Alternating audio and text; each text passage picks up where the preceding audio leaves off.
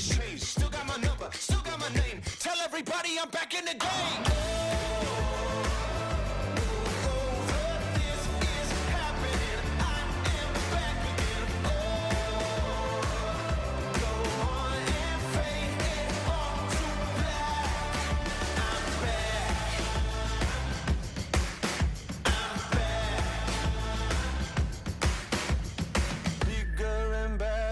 This is my time, faster than ever, hungry and I'm going to come back and take what is mine, bigger and better. It's a new dawn, it's a new day. Some things are different but nothing has changed. Still got my number, still got my name. Tell everybody I'm back in the game.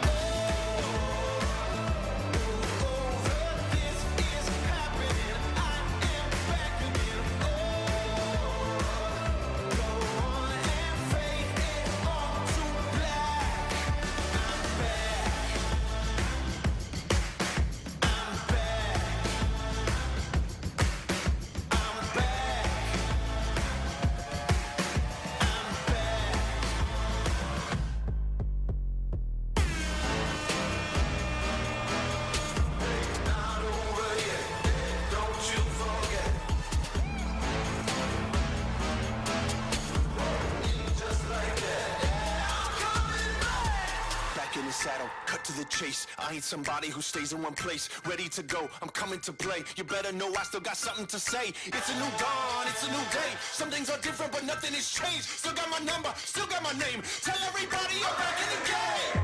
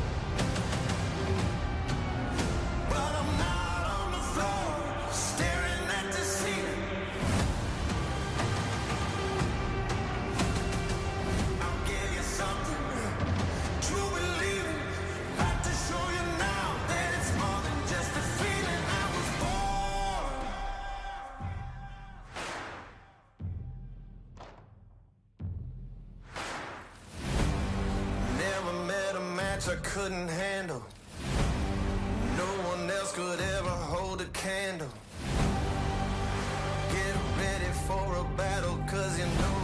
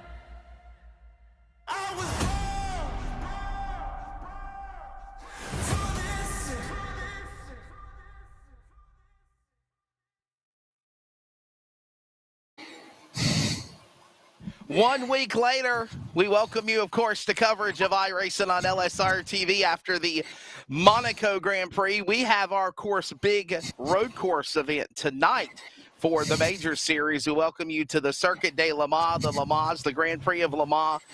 We're not going to go 24 hours, though. We're going to go 2.4 hours, 2 hours and 40 minutes. It's going to be exciting. It's going to be fun road course racing on your home for sim racing, iRacing on LSRTV. Good evening. I'm Wesley Outland, joined alongside in North Carolina and California is Samuel Dyer. Samuel, hopefully your voice box is doing a lot better, man, especially as us being commentators. We got to take care of that vocal instrument. We got a great race tonight, man, especially coming off of that successful 10th annual Indianapolis 500-mile race back at the beginning of June, or back at the beginning of May. Now we get ready to settle in for Le Mans road course racing. It should be exciting tonight. Yeah, it really is exciting on how these drivers are going to be attacking this course. 8.46 miles in length, 33 corners that these drivers have to tackle. It's going to be a long day for themselves, but certainly overall, Wesley, I'm excited just to see two different classes. The LMP1s and the GTEs are two classes these drivers can be running, very similar to the first race of this season where the drivers had to be running the LMP2s and the GT3s. And what makes it even more interesting, Wesley, is that it's technically two races with those classes. So if you win the GTE class or if you win the LMP1 class, both those drivers are getting wins for themselves. And this is the American Sportsman bracket. Mind you, you got the National League, you got the European program. We have the American Sportsman, and the best drivers of America are ready to go. And here's something else. You like stats, Samuel. You're a stat guy like I am. I know you are. There has been no repeat winner in any American Sportsman Major Series event since February of 2022. That's impressive as we move to round number 7 tonight. Yeah, all the drivers showing that there is a big field of competitive speed, but I got to say, tonight could be changing that. There's a couple of drivers that are looking strong, especially here tonight, just based off their qualifying speed, and drivers to watch out for. That of Nathan Medina is going to be one of the heavy hitters to watch out for. He won the GT3s back at our Watkins Glen of 2 hours, first race of the season. And then also, Spencer Todd, going to be another driver to watch out for. He might be trying to go for his second win of the season. And Doug Buchanan, who won our first race at that of the Sandown Duels. The Landown Duels. He's going to be another driver that's on my list of potential repeat winners this season. Charles Wooten, Jeff Stabnow on social media at LSRTV on Facebook, Twitter, and Instagram at Major Series as well. Samuel Dyer, myself, Wesley Outland, we're ready to bring it to you. We'll step away. We go to on-track activity. We'll give you the race information, the weather, the point standings, and more for the Circuit de Le Mans for the Major Series when we return. Hey, it's broadcast personality Wesley Outland, and for the second year in a row, the Community Radio Network is excited to also be the voice of iRacing on LSRTV every Monday and Thursday night with the Northwest Racing Series for Cup and Truck.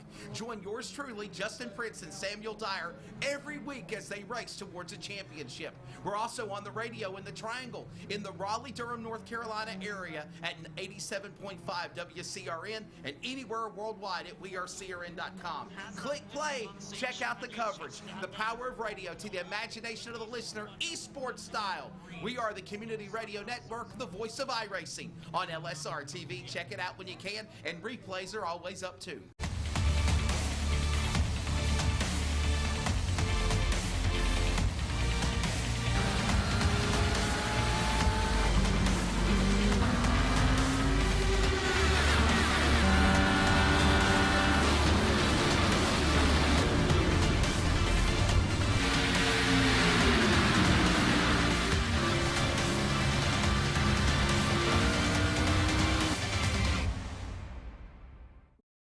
Hey, it's broadcast personality Wesley Outlet up topside at one of the great racetracks of the world, the Caraway Speedway. And I'd like to remind you to join us every Wednesday afternoon at 1 p.m. Eastern to 3 p.m. Eastern with coverage of Finish Line, where we talk to everybody from NASCAR to grassroots, like right here at Caraway Speedway.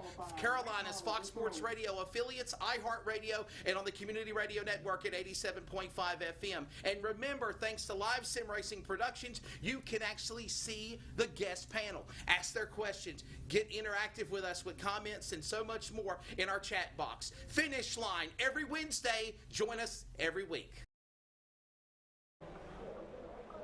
Hey, welcome back to the Major Series. iRacing on LSRTV. I'm Wesley Outland, Samuel Dyer. Of course, big work behind the scenes by Mr. Jeff Stabnow and Charles Wooten Rocket Media as we get you ready here for tonight's event. The Major Series for the American Sportsman. And again, as I said, this is round number 7 tonight at the Circuit de Le Mans.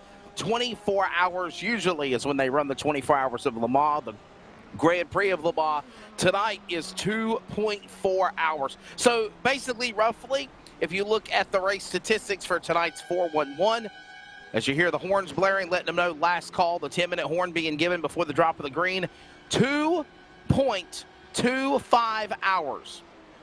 So that's roughly 144 minutes. Local cautions only.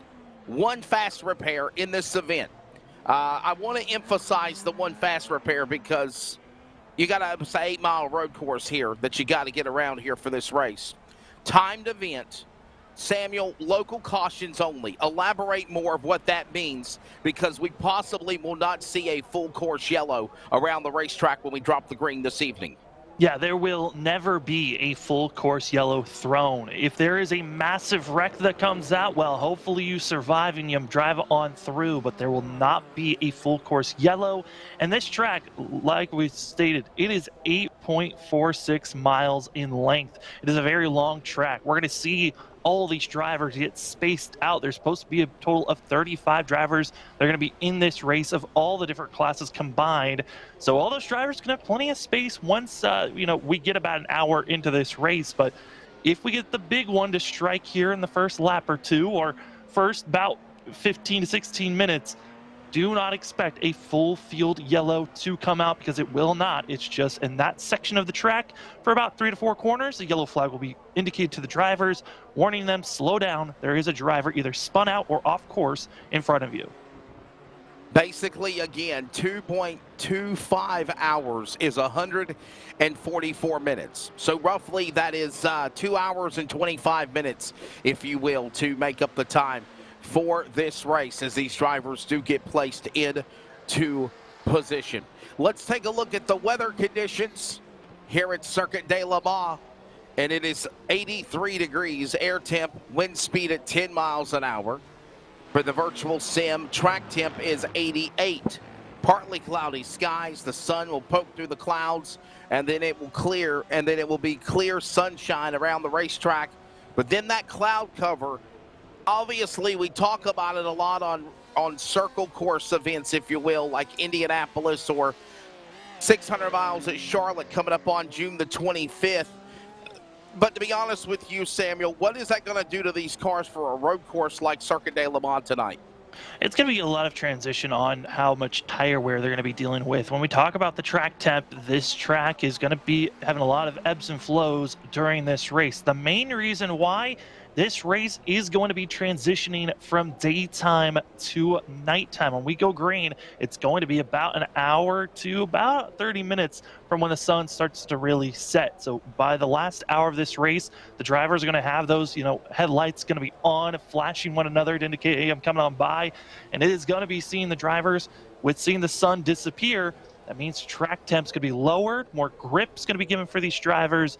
But once you get fresh tires on, it's going to take about a lap or so for the rubber to finally warm up so you can put down some of the fastest laps at the end of this race. I'll tell you what, let's take a look now at what is the American Sportsman overall point standings. As always, there's 3 different categories that they're running towards. And there is the region team right now, the Vengeance Motorsports entry of David Gargaro Jr. He is currently the points leader. Nathan Medina second, Spencer Todd is third, Doug Buchanan. But here's the thing.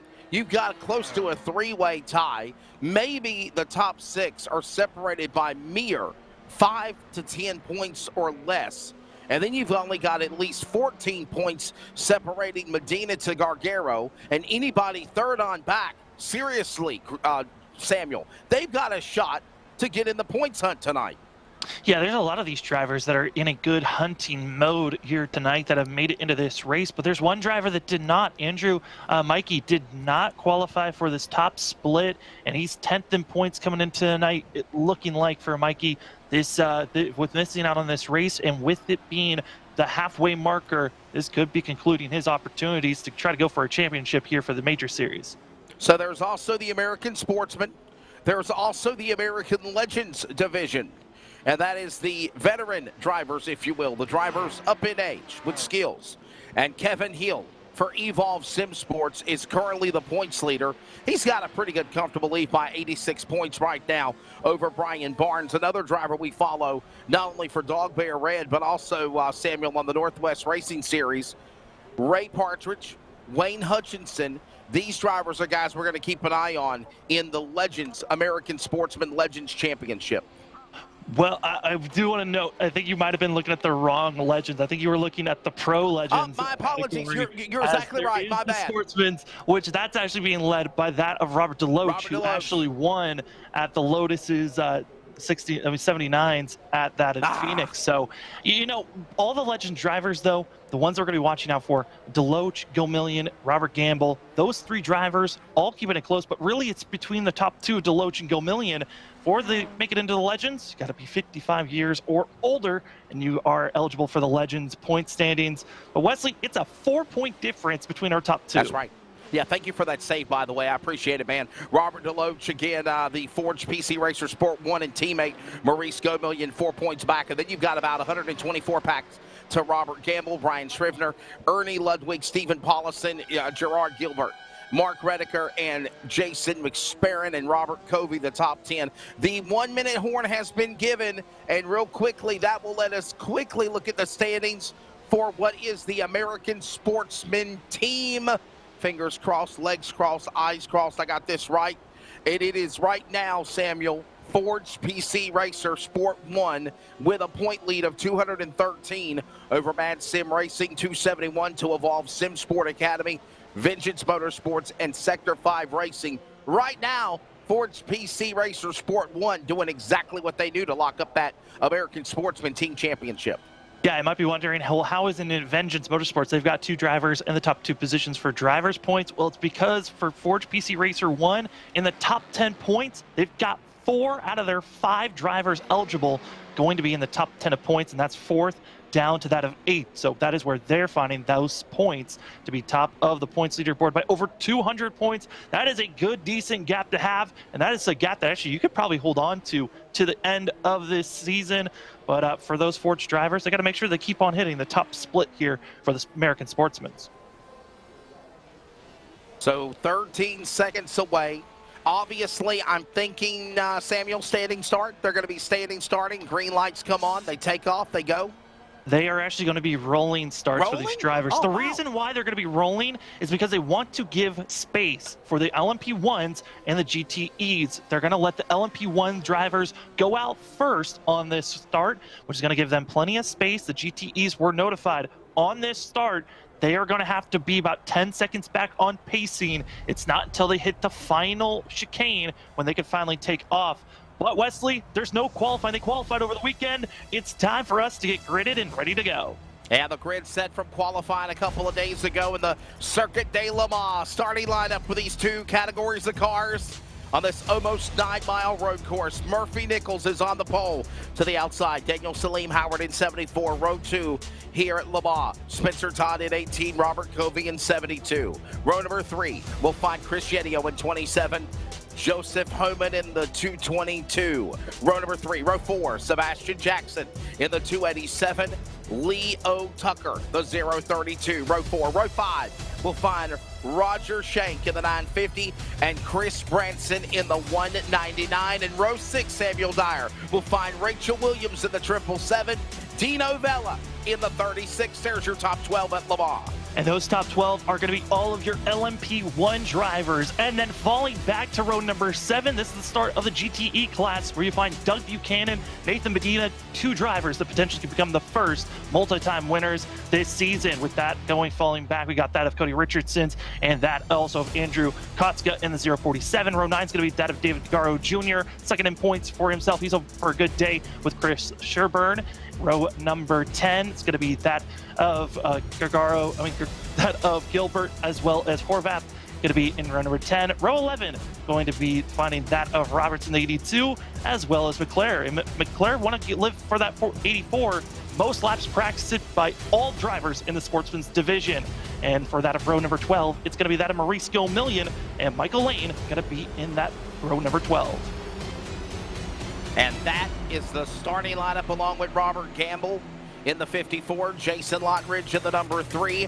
Rest of the lineup will find Jason McSperrin in 22, Robert Deloach in the 235. 30 drivers now with 34, Matt Sisler 93, Timothy Klaus in the 80. Row number 16, we'll find Andy Spicer in 24, Sean Miller in the 084, and the final row of 17. Matt Gelder in 69 and Patrick Steen in the 89.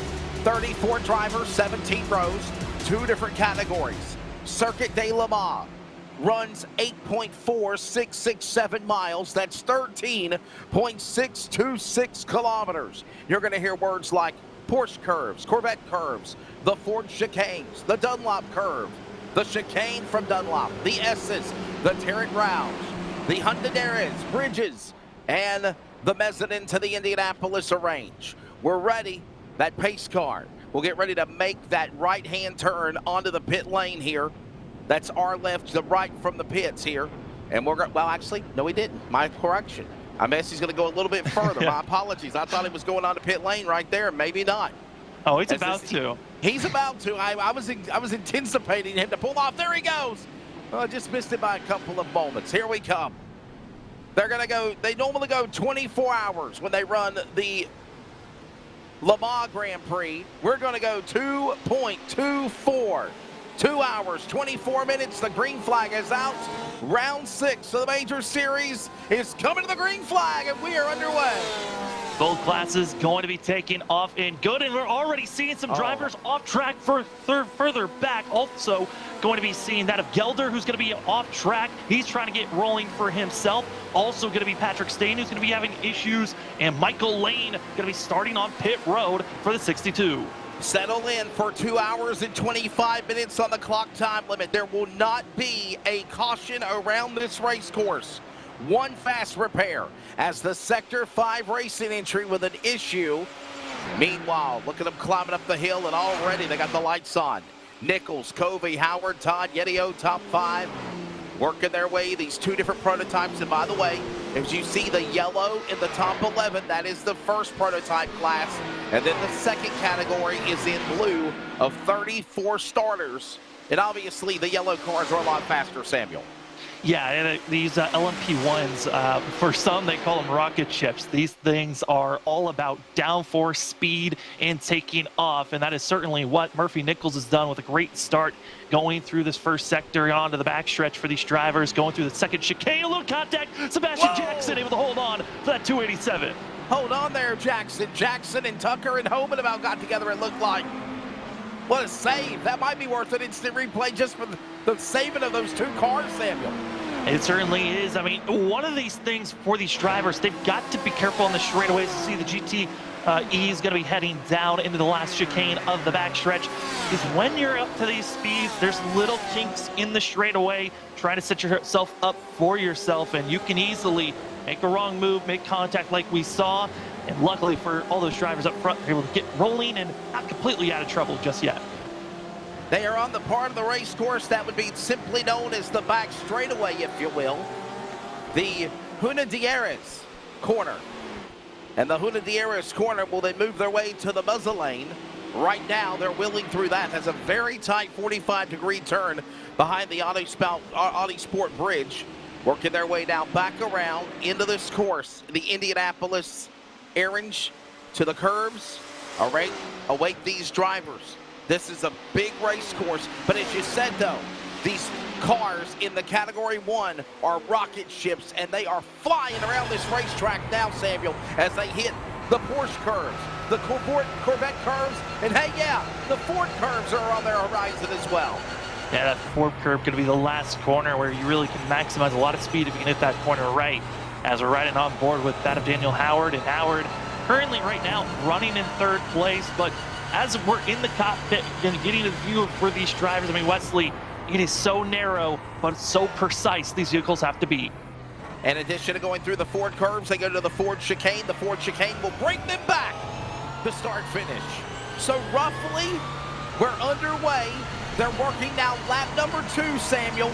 It took about close to 3 minutes and 30 seconds to complete a lap at 8.4667 miles around Circuit de Le Mans. Yeah, and a lot of these drivers that are up front for that of Murphy Nichols, he put down a 3 minute and 17 second time. Very quick was Murphy Nichols, but for that 55, he's got to be careful. If he's running too fast, fuel could be an issue for these drivers. There are expected for these LMP1s to make anywhere from 3 to 4 stops if needed. Some might have to take even 5 stops if you're running too fast and not saving fuel. But for Nichols, he wants that gap. As you see these GT3s, they're finally finishing up their lap, and they're about a total of 20 to 40 seconds off of the LMP1s. Watching now Horvath work his way to start-finish. And that's the category of the blue cars that we were mentioning, the yellow from the PJ1. And of course, from the Prototype 1 class, then you have the Prototype 2. And that is on the scoring ticker in blue and yellow and blue, if you will. And remember, these are cars that are the Audi R18s, the Porsche 919, but we are... What are the cars we're running? Because there's obviously 6 or 7 different categories here. Yeah, I mean, for that of the LMP1s, like you noted on, it's the Porsche 919s. Those are the 2016 versions of those cars. And then as well, for those drivers that are up on the top side of things for the LMP1s, our top 6 all are in the Audi R18s. Both vehicles of the 2016 scans, they're running very quickly up there. But for all the drivers that are in, such as the GTEs, there is a wide selection of drivers and cars you could be putting down. Right now, our top 2 in the GTE class going to be in the Porsche 991 RSR, and then you've also got the Chevy Corvettes that are out there. You got a couple of Ferrari 488s they're going to be running, and there's also going to be a few of Ford GTs going to be out there. And there's only one measly BMW M8, which those are the most recent GT e-vehicles put in. Not the most favorite of all the drivers out there is that car, but certainly drivers have some picks and chooses on which comfortability they're always looking for. So let's be honest, if you want the rocket ship, Samuel, it's the Porsche 919. Bottom line, the same zip code I live in is the 919 area code.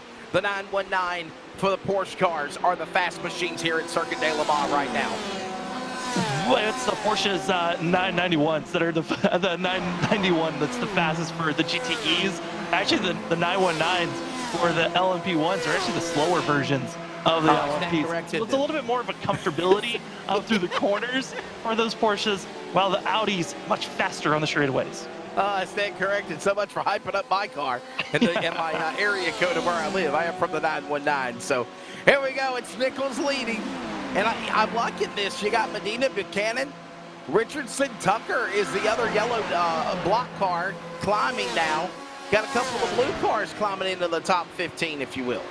Yeah, and Leo Tucker going to be flying through the GTEs. Had to come into pit road to get service done for that 032 as getting by Cody Richards. And Richards just brushing the grass. He's also going to have that Kotska on his back bumper. And Horvath also that 382. It's going to be a fast driver to watch on with as we hop on board with this of Cody Richardson, who's running the Corvette for himself. And Wesley watching as this is the third region that is going to be running here at the Le Mans for these drivers.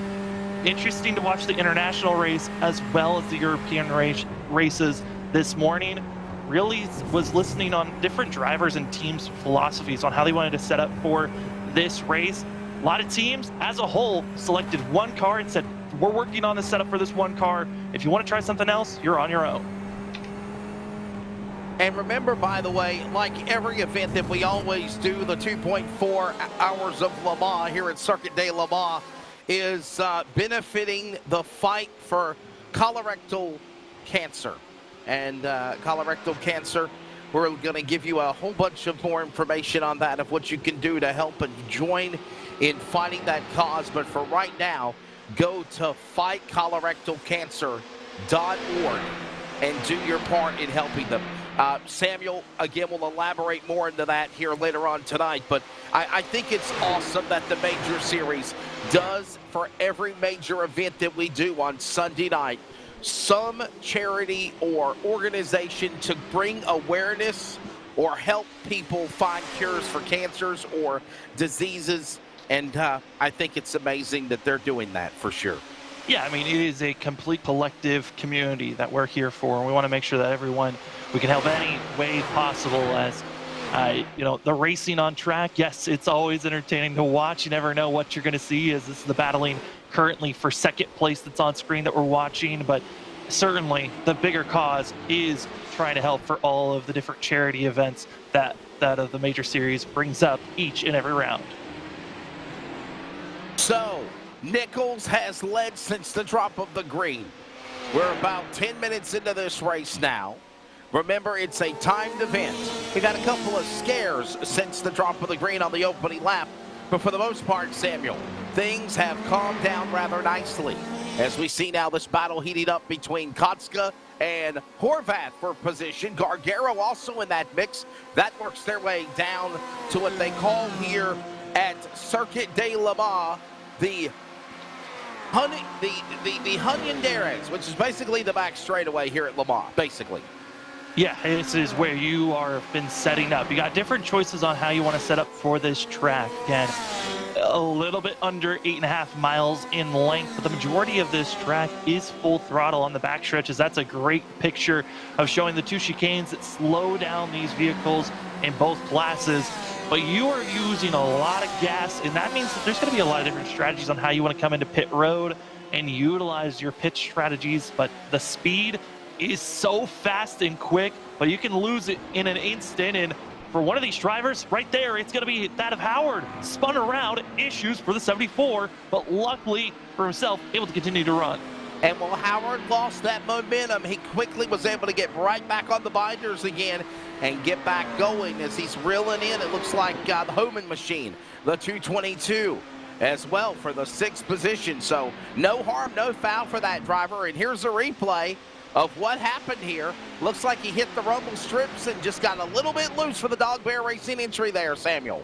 He's coming in very aggressive, trying to maximize, and then gets tapped and spun around. And going to be also seeing that was both Homan and himself as they both get rolling again, and just Homan getting a little bit too antsy, and taking it with them was that of Howard.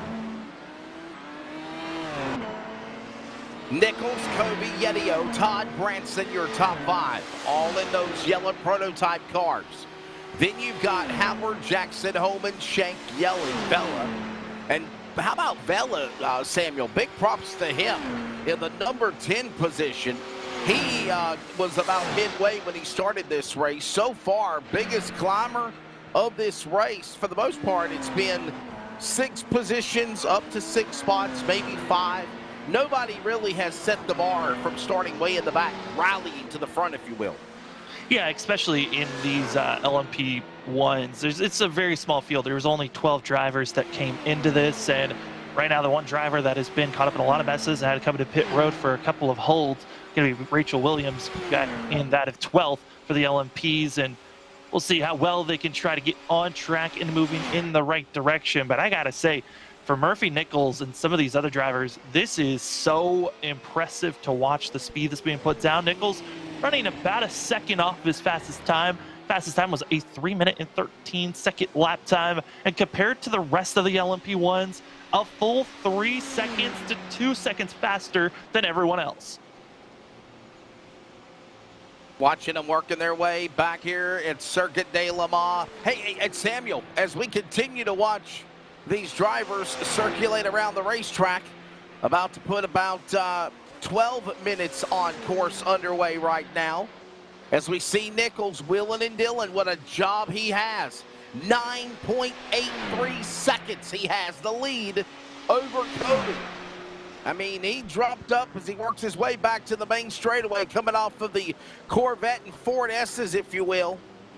And after that, comes into the Ford chicane. He has just sheerly dominated this event as he puts another lap on the board. Mind you, we're 12 minutes into this race, if you will, and he's only completed 4 laps for Murphy Nichols.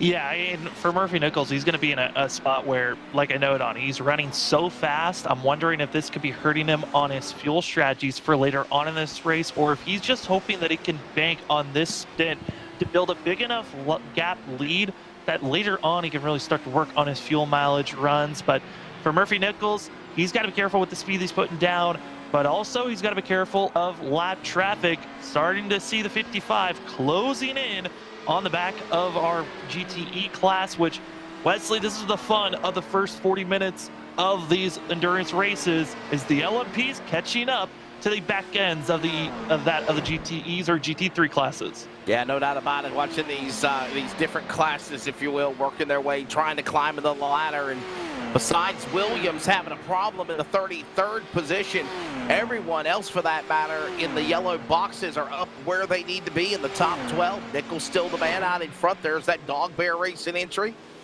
working his way back around the racetrack. Beautiful looking thing. There's a 287 of Jackson. Jackson's got Howard behind him. Remember, he had some problems earlier, but he got right back rolling again. But here's the deal, Samuel. These are supposed to be the rocket ships, if you will. Man, did Murphy Nichols get a great launch over everyone else. He's got a 10-second interval over second of Kobe, 15 to 16 seconds on Yedio and Todd, 18 seconds to 5th place Branson, and then it's 20 seconds or more to the top 10. The top 10 of Homan is 1 minute and 18 seconds back as the 287 of Jackson goes off course. Jackson goes off course, but Homan did come into pit road during that last lap. So Homan is back here way off the pace of our leader, but that's just because making a decision, coming in for tires and fuel, and we'll get back out there. So here's another look at what happened to Sebastian Jackson. It looks like he's got on the binders a little bit too quick, potentially got onto shifting too soon, and there goes rear end just kicking out. And luckily only got out of the gravel, didn't get into the wall, and that's going to be hurting those tires. And I want to bring up tires just for a quick moment because these drivers are going to be trying what we call double stinting, as see the LMP1s getting by the GTEs. Is when you do a double stint, it's when you come in, you take fuel and do not take on new tires until your next pit stop. So drivers are going to be trying to do this test. The question is, do you take tires on this first pit stop and give up a lot of time, or do you take tires on your second and potential last pit stop and then you just let it roll out and see how well these tires are going to roll to the end of the race? So my question is this as well. How many pit stops are they going to make? Can they cut it down to only 1 pit stop for the race, or maybe 2? And how many laps can they go, or times on fuel, if you will, because there's a time race. Can they run 45 minutes? Can they run 35 minutes? When do they got to come into pit, Sam? There's a lot of different strategies that have been thrown out throughout the 2 other regions that have been ran so far. There's been, for the GTEs, it's anywhere from 50 minutes to an hour for drivers when they usually make their first pit stop when you run it completely out of gas. For the LMP1s, it's 35 to about 45 minutes on when you decide to come into pit road. It really matters on how much fuel saving you're putting yourself into. As here's the pass for the lead for the GTEs. Gonna be watching now as Medina is gonna be trying to hold off that of Doug Buchanan. And for now, Buchanan's in the better positioning on the entry. And he mentions those GTEs. Those are the different prototype cars, if you will. Those reminds me of like today's version of a Dodge Daytona from back in the 70s. Do you remember? Well, obviously you weren't born in the 70s. Neither was I. But if you remember the race cars back in the day of the Dodge Daytona, that's what it definitely reminds me of today's car. Just side by side roaring down into the second chicane on the back stretch and seeing who's going to be more set up this go around. It's going to be Nathan Medina, who's going to be on the inner lane, able to clear, set himself up. Buchanan right on the back bumper. And for these drivers, yeah, so back to the time that we were talking about. So it should be around about an hour and 55 to an hour and 49. It's going to be the window that I'm expecting a lot of these drivers and the LMP1s to be coming into pit road. So that's going to be in about 10 minutes to 10, 15 minutes, maybe? 10, 15 minutes we should be seeing these drivers coming down into pit road. You know what's so cool, Samuel, if we could have look at our producer Charles and Jeff staying on these cars, these Porsche cars. Look at the wicker build that is right there between the tail wing of the back of the car. These are just awesome looking machines, these prototype Porsche vehicles. But that wicker build, that's got to be something to talk about, because that's got a lot to do with the downforce and how much air can be consumption of the car, right? Yeah, the goal of these vehicles and the way that everything is built with, as we go tri-cam here for a moment, getting a sense of all the different racing. And this is the big thing. And congrats to our LSRTV Studios crew getting tri-cams on for this race here this evening. And for the majority of the majors races, we've had tri-cam. But take your pick of where the action is, Samuel. It's really, I mean, the downforce for these LMP1s is certainly the biggest factor for when these cars were engineered, of trying to make sure you can get as much downforce down as possible. So the faster you're driving, the more that these cars can attack these corners. And I'll be honest, these LMP1s hate taking these slow corners. That's when it doesn't feel the most comfortable, but you certainly have the grip to be making each corner that you want, as long as you've made the setup perfect for your driving style. Working around the Michelin Bridge, around on the top right camera. Bottom right camera is some more great action going around the Ford tunnel and the Ford S's, if you will, Ford chicane. 2 hours, 5 minutes remain. For the most part, couple of contact moments and cautions, if you will, local yellows when the race started. But other than that, it has been fairly clean. Just saw McClure fly by you, the Dog Bear racing entry now, getting passed by a couple of cars. So he works his way back to start finish. And all the while, take your pick, Samuel, there is action everywhere. Oh, and by the way, the other day, they ran a 24-hour Le Mans race for real here at Circuit de Le Mans. Yeah, it started yesterday at 5 p.m. Pacific Standard Time. And it started, it ended this morning, and that's kind of why we have a smaller field than usual. We expected, we were projected to have potentially up to 54 drivers in the whole entire split one.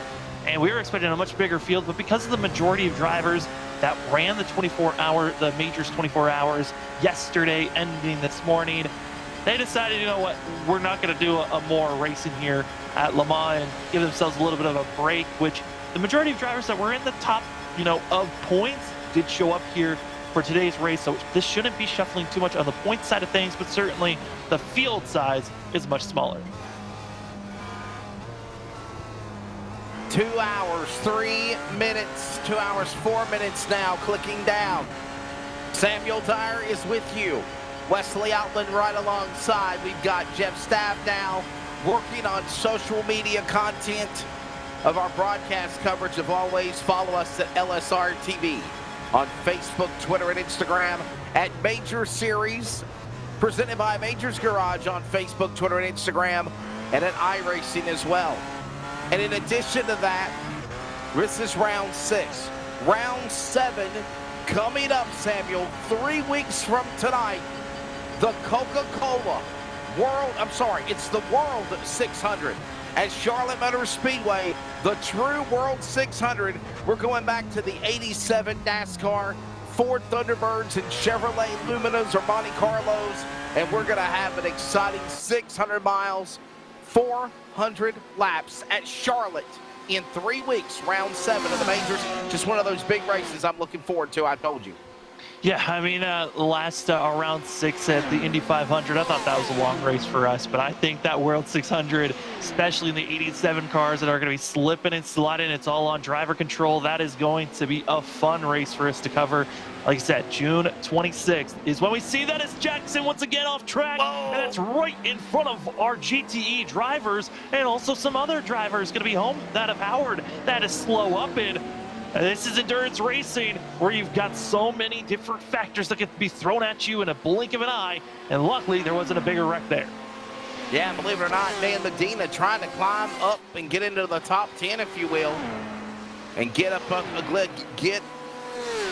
higher position where he's at right now. For the most part, he's been comfortably in the 11th or the 12th spot, but let's be honest here. You can improve and climb into that position, right? Well, it doesn't matter. I'll be honest. That positioning in the blue, all that Medina cares about is being the highest runner in the blue. It's different. It's based off a class. It's technically 2 races going on at once. And he's the leader. Yeah, he's leading the GTE class, so he does not have to worry about any other drivers but himself and that of Doug Buchanan behind him. So he's not going to pass anyone unless the LMP1s wreck themselves out. Well, we never know. That might happen. Coming up on 2 hours remaining in about 90 seconds. Off that final corner. Back to start finish. Part of the Major Series, thanks to Majors Garage presenting this event. There they go, back up the hill. This is a almost 9-mile road course here. Shades, honestly, Samuel, of what the Xfinity Series ran at, well, no, actually, that's not true. That was like a 2-mile road course at Portland. But I thought it was really, but no, listen. For my friends in the Northwest that are like the Northwest Racing Series, I thought it was pretty cool to see the NASCAR Xfinity Series at Portland, Oregon, getting some Northwest racing love yesterday. Yeah, I mean, getting a little bit of love for themselves racing there. I mean, if we're looking at, smaller courses that are similar to this, I mean, we can go back to our Porsche, Wild Cup that we covered at Road Atlanta. That's known as Petit Le Mans. I mean, we got a little bit of a taste there as the North American side of this course. So, if we're looking at the closest version, that is the closest that we've ran so far for the Major Series.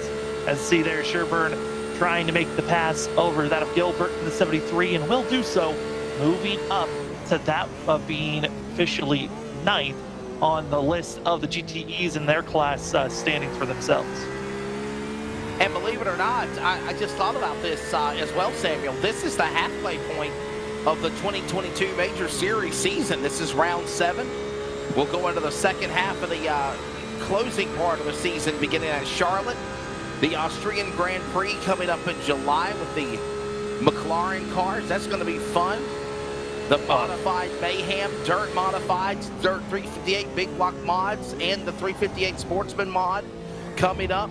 Obviously, the trucks at Canadian Tire, Martinsville, Daytona International Speedway with a Nissan and Audi on the road course. And then we go 400 miles, 267 laps, like it used to be, Samuel, for the championship finale at Homestead.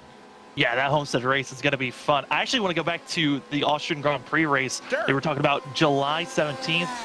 The McLaren MP40s, that was just in case we did not get the Mercedes vehicle. That's the W12s that have just been introduced in the last couple of months. That is the F1 Mercedes car that was ran with this past season for F1, the 2021 version.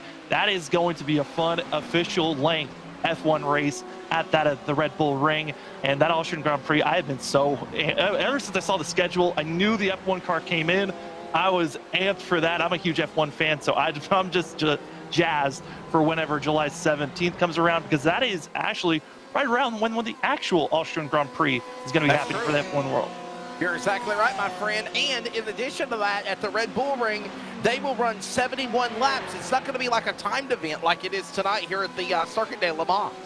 Yeah, that 71 laps is actually the official length of the F1 race, so should be a probably one of the fastest races of the whole entire season because of how quick they can be there. I think what potentially could beat out the fastest race of the whole entire season could be the race after that.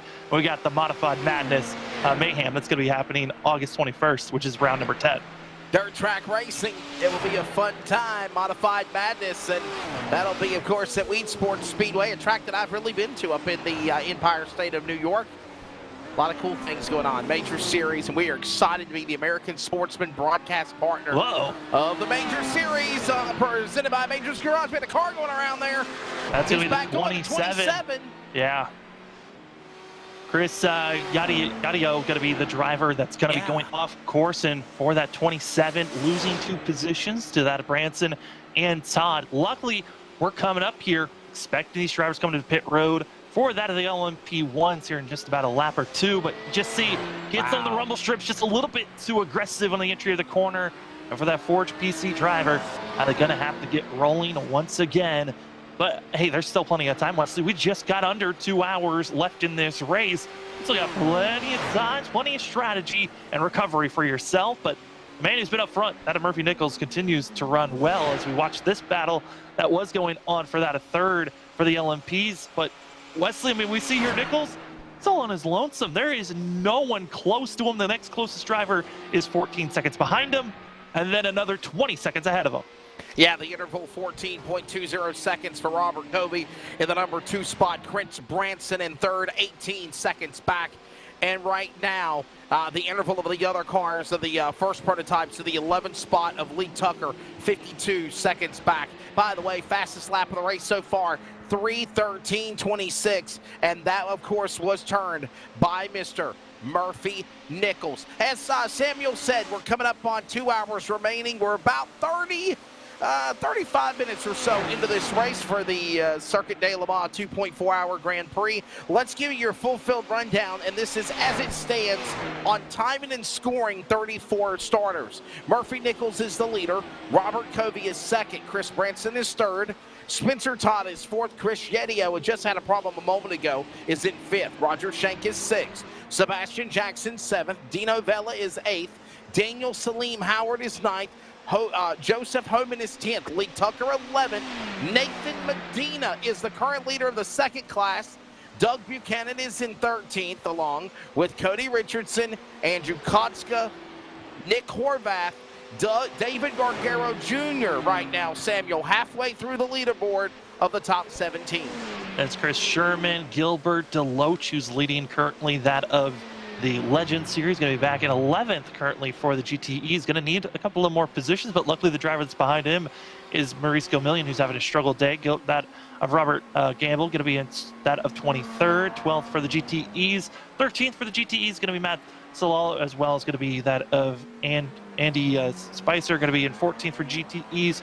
Clausen 5th, as drivers are starting to roll, Wesley. We're getting closer and closer. We're about 5 to that.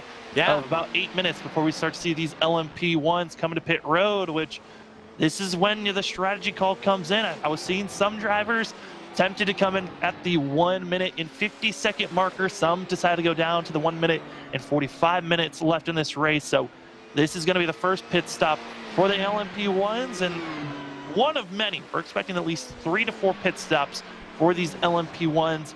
But the question is, do you take tires on this pit stop and give up time for the drivers around you that might think about just taking fuel only? I find it very, here's the thing. Do you have anybody that's a teammate? Obviously, you've got teammates, of course, like Sector 5 or Dog Bear or PC Racer, the guys that we've mentioned as far as in the team category. But this is a pretty big road course. I'm thinking if you're smart, it's kind of like a restrictor plate race on a super speedway, Samuel, like we cover at Daytona or Talladega, or even at the Indianapolis 500 race that we did a few weeks ago. I'm really thinking your teammates need to pit with you. Your teammates are going to help you get back on the racetrack and help you gain ground that what you've lost. That's Yeah, my theory. I mean, it's a good theory certainly to have as continue to watch these drivers racing around one another. Currently, this is the battle for 7th place for the GTE. That's going to be Richard Leclerc, as well as that of Roberts in the 82 that we're watching here. This is 18th and 19th on our ticker board, but 7th and 8th for the class. What's your take on that, Samuel? I mean, I'm honestly thinking that if you literally get strung out, when you see these pit stops happening, you're going to see these cars kind of get spread out already. As we saw Gregory get a little loose there a moment ago in his Porsche car, saves it as he came off the rumble strips. But obviously, you want to pit within a pack because you can get back faster to speed. If you don't do that, then you're kind of a sit duck and you're going to be out on the racetrack alone. I mean, for the LMP1s, they're already strung out far enough where you're not even getting real draft help, except for the GTEs that are around you. So, I mean, for our top fastest class, I'm not expecting them to really worry about team aspects of coming into pit road. It's more so of, do you pit a lap sooner because than everyone else, or a lap with everyone? It's usually a lap difference on when we see these drivers coming to pit road, mainly because you're trying to run it dry. Every single time that you come out here on track, because of the fuel, that you're using up, how fast you are for each and every lap. The big thing you don't want is to stay out there and run out of fuel about halfway through. But I don't see these drivers, at least for the LMP1s, maybe for the GTEs, you'd think about potentially running with your teammates and coming in to try to utilize the draft. But I think it's more so of just run consistent laps and worry about yourself more than pit for draft assistance on the backstretch. Well, somehow, some way, this race continues on here at Heures de Mans, or Circuit de Le Mans, here tonight in round 6 of the Major Series for the American Sportsman bracket. Again, we've broken them down into 2 classes, and here comes pit stops now as some of the cars are coming onto the pit lane. And Samuel, that's another thing. Look at this long, winding road that you got to go to get to your pit stall. Yeah, and for these drivers that come in, they're giving up, on delta time around if you're coming in for tires and fuel, you're giving up around 55 seconds to the drivers around you. So you're coming in, you're hoping for the best. Oh, GTE class, though, issues. Nathan Medina goes off track and now is falling back to 5th place on his class window. Major issues for that as the LMP1s are getting prepared to come into pit road. The pit stops are awaiting here. We figured it was going to be right around the 150 to 145 time limit remaining mark, which is roughly about a 35-45 minute run. Look at Medina. And oh my goodness, problems there for the man that was pretty much dominating most of the race in the Prototype Type 2 class. He now has problems, and he has got to get back rolling again.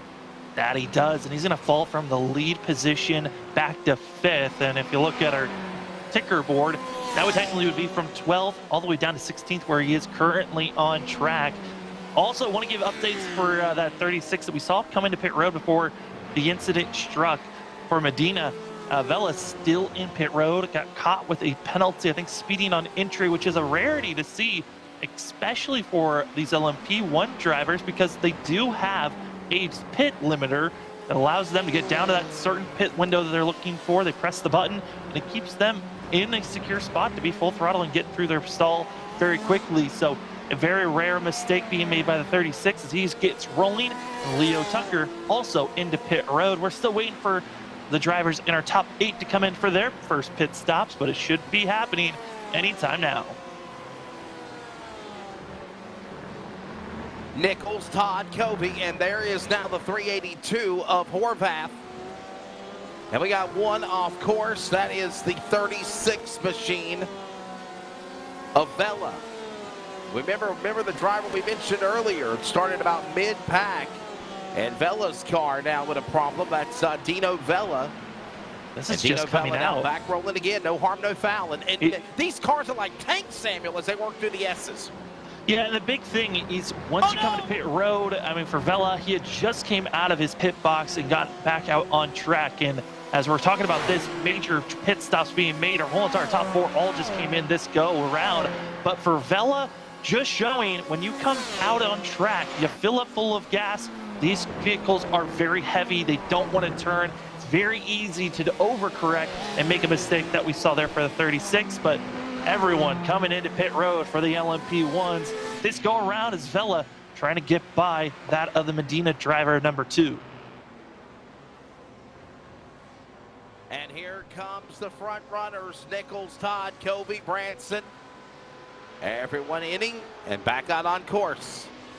Look at now Nichols. He came in as the leader and he exited as the leader. What a pit stop. I think that was one of those split pit stops you were talking about, Samuel, where he just took fuel and not tires for the leader of Nichols. That's the big thing. Just take fuel, get it cycled through this one go around. That's meaning that the next pit stop, we're going to see the majority of these drivers take tires for themselves. Don't want to get into too much trouble of, having to take 2 pit stops, 4 tires throughout this race. That's just giving up about 20 seconds of total time if you take tires compared to those that don't. For some drivers, they might say, well, I can gain that back on track. And sometimes you can if you're a much faster driver. But if you're slow, you don't feel like you've got that confidence level. You can be costing yourself in the long run if you take tires under this first pit stop. As drivers getting rolling, that was the 74 of Howard that's still in pit road, is now getting rolling. But the majority of the drivers for the LMP1s, Wesley, now have made their first pit stop for the night. But the next driver we're expected to come in to make a service potentially is going to be now our GTE classes, which they're going to be coming into pit road most likely in the next 10 to 15 minutes or even 20 minutes if they've been saving. This race, 2 hours and close to 25 minutes in distance. We're right now 1 hour, 46 minutes, 40 seconds remaining here at the Heures de Mans Circuit de Mans, 2.4 hours here, round 6 of the Major Series. And there's a couple of, hey, Samuel, that's what I was telling you about. Look at them teammates right there with one another, coming to the pits, exiting off the racetrack, and you're right there with each other trying to get back up to speed and get going again. Well, they haven't pitted just yet. They've just been rolling around one another, and that's going to be Cody Richards and also that of Andrew Kotska that have been rolling around one another for quite a long time now. The big thing for both of these drivers is I'm looking at their pace. It's not even close to Doug Buchanan, who is going to be mired of that of almost 8 seconds or more ahead of them. Got to be careful not to be making too many mistakes, as if you're not able to really close in on Buchanan, he's just going to run away with this one. Is into the grass. Whoa. Having issues. It's going to be Leclerc having his issues, but also going to be, drivers hope they don't get any more issues for themselves. This is a madhouse for the GTE drivers, especially on that Ford chicane. And when those green flag pit stops took place, it has done nothing but shuffled up the field, Samuel Dyer. I'm looking on my scoring and telemetry for the broadcast in track maps, and literally it is just cars all around this close to 9 Mile over here at Heures de Mans. Yeah, I think the one driver that's loving where he's at has got to be that of Vela in the 36. Yes, he's had his big issues, but there is no one in front of him for quite a while. So he doesn't have to worry about that. But Wesley, we've talked about it during the end of practice, right before we were start to grid up. Weather, that's going to be a factor for these drivers to watch out for. And the main reason for that is because the temperature is going to drop. We're starting to see the sun going to be setting. And when in about 40 to 44 minutes, when we get to that final hour, the sun will be setting a lot more. The sunlight means, with less sunlight, means the track temp's going to drop. The ambient temperature is going to drop. And these drivers are going to have a little bit more grip to work with, which means faster speeds overall. And that will be something that we will certainly be watching. And remember, this race will be under the lights. It will finish at night, which is going to make it very interesting to see how they get on the road course here to get around this place, especially when the lights are off. That's why they've already got their headlights already on. They don't even want to worry about, oh, do I have them on or do I not have them on? I've got them on for sure, and it is good to go. As, another, one of these aspects of endurance racing and having the headlights is once the nighttime comes around, expect some of these LMP drivers, when they close in, to start blinking at one another. Sometimes the GTE drivers can. All the drivers here, if they've toggled it on their steering wheel or have a button, they can tap it a couple of times and they won't blink the headlights at the drivers around them, which always sometimes can be irritating, can be distracting, or sometimes you're just messing with the drivers around you. Want to send a big bonjour. Hello to everybody. We are at the Le Mans France course. That is Heures de Mans. And this is the 2.4 hours of round 6 of the Major Series presented by Majors Garage. And this is the 2.4 hour Le Mans, Circuit de Le Mans, on a track that's almost 9 miles. We're working 1 hour and 43 minutes now remaining.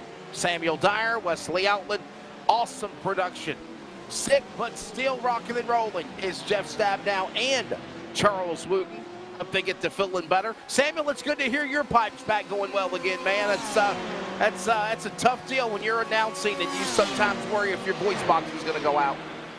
Yeah, I mean, it's always something that you worry about, and you hope that you don't damage it all. But certainly private information that we continue to watch these drivers running as your top right going to be 13th runner of the GTEs, going to be 24th on our board. You're also watching on our main screen the battling that's going on for third place total. Spencer, Todd, Kobe, they got to be careful as they've got the GTEs right on the mix of them as well.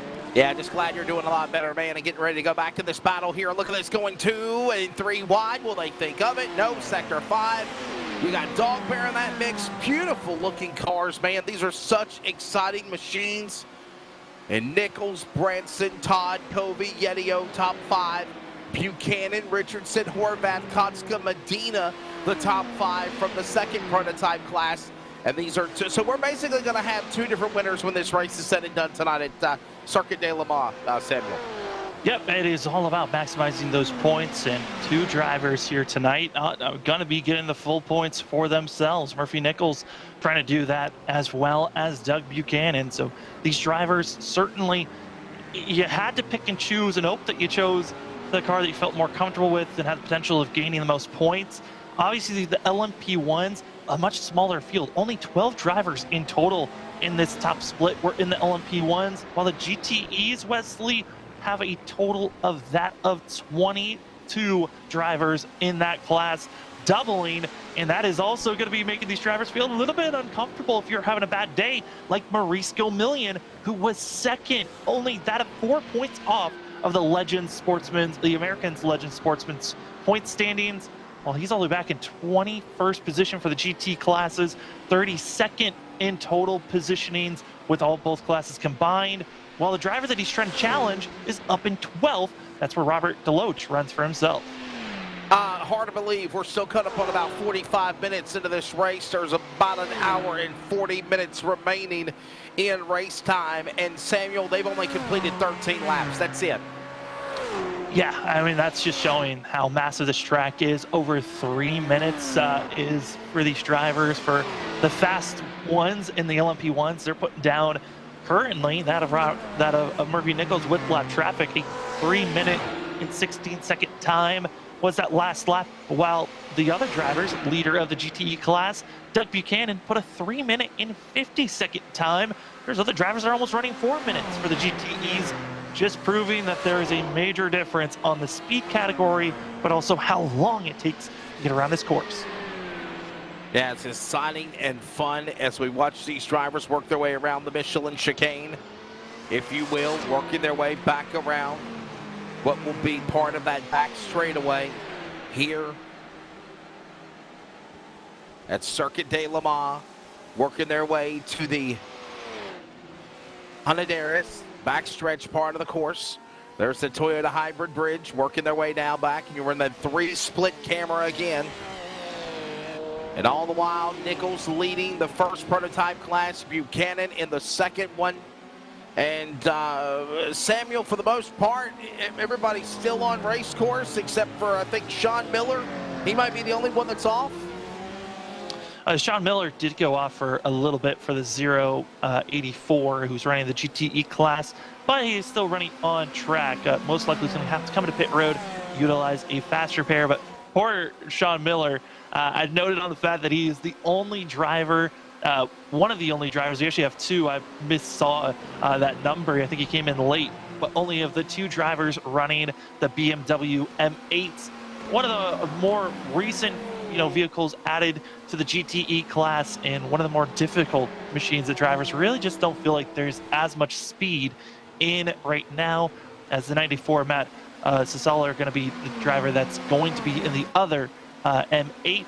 Fastest cars, though, in the GTEs by a mile currently based off setup and speed. Gotta say, those Porsche 991s are fast and right now doing a great job working with one another, but topping the board is that of Doug Buchanan. Trying to catch up to him, going to be in that of the Chevy, going to be in the Camaro, going to be that of Cody Richardson, who's going to need a little bit of help for himself. Samuel, I'm going to go back to who we just saw a few moments ago on the big broadcast part of the screen. That's Nathan Medina. He's in 15th right now as we see some more of the great action on the race course. Medina, though, he's on the bottom right now with a third screen. He had problems. He hit the wall, did not pit. With the damage that he might have, is that's what's causing him to lose ground? You think he's waiting to come to the pits and make the fast repair, or maybe wait till later on in the race to then do it, as we are approaching 90 minutes remaining in the race? Yeah, I mean, we're closing in on when the drivers are going to have to come into pit road for their stop. So he was most likely going to think about using it. I think he's going to look at how much repairs he's going to need and then get back out there. I also want to give note that of Cody Richardson found himself being pushed off the track by Spencer Todd. One of our drivers was running second at the moment before the contact, and now under pressure from that of David Gagaro. But looking at the drivers right now, I mean, if you have damage, it's going to be on this first pit stop when you really have to come in. Unless you have required damage that forces you to come to pit road, you got to just work with it until you come in for your first pit stop. That's something we're definitely going to keep an eye on, if you will, going into this event here tonight. Round number 7 for this race at the Circuit de Le Mans, Heures de Mans, 2.4 hours. We're closing in on 90 minutes remaining already. Going by pretty quickly for that matter, Samuel. I mean, when you're just watching constant action, drivers passing by one another, it certainly can be quick. Also, when you're just having fun up in the booth, time just flies on by.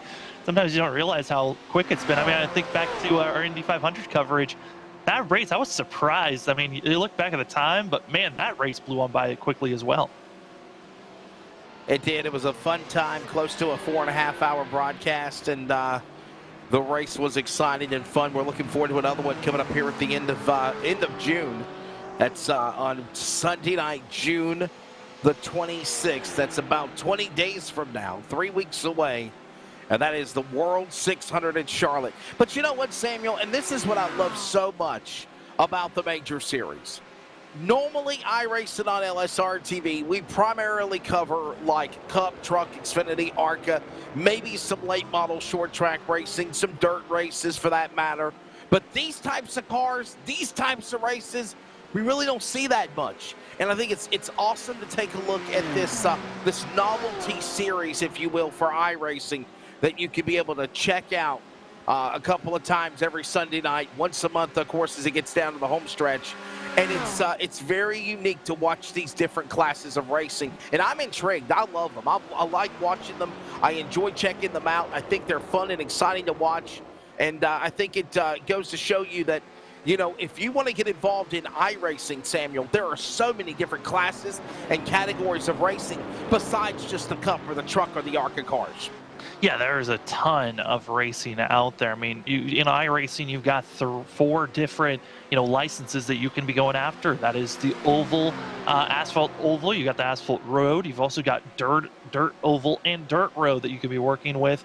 And we get to see a large collection of all those different styles. The majority of this season has been that of the asphalt oval and asphalt road, but we're getting close to that of dirt ovals that we'll see at that of the mayhem for those drivers racing in the modifieds.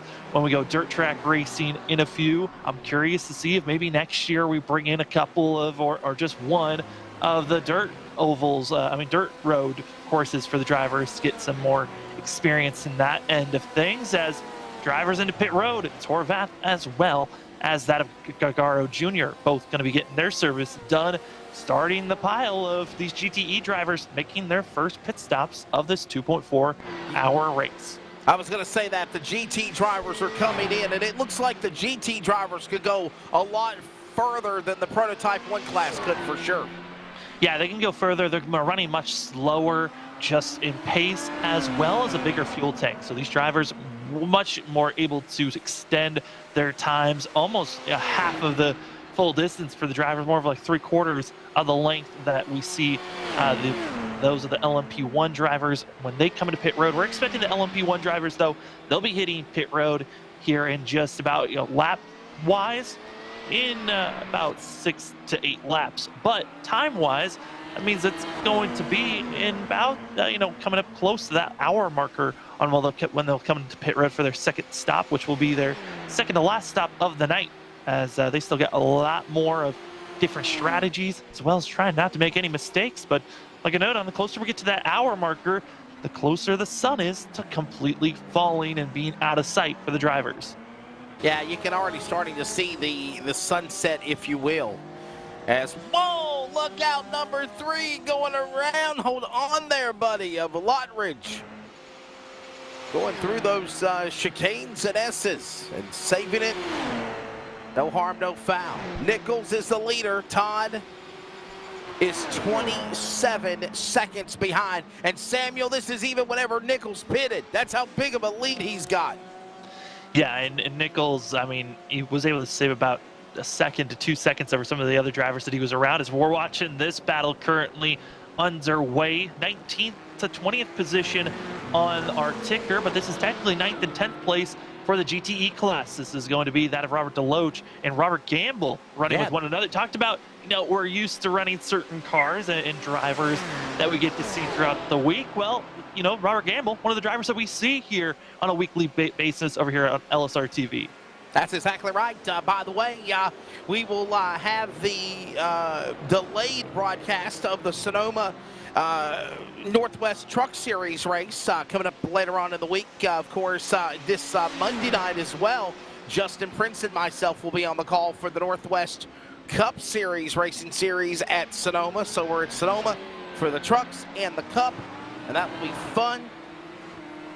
And all that's coming up here as we're closing in on 90 minutes remaining. 1:31, and now ready to close in on darkness as well. We're going to step away. You're going to go side by side.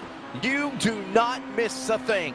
Round number 7, Circuit de Le Mans. The 2.4 hours continue for American Sportsman. This is iRacing on LSRTV.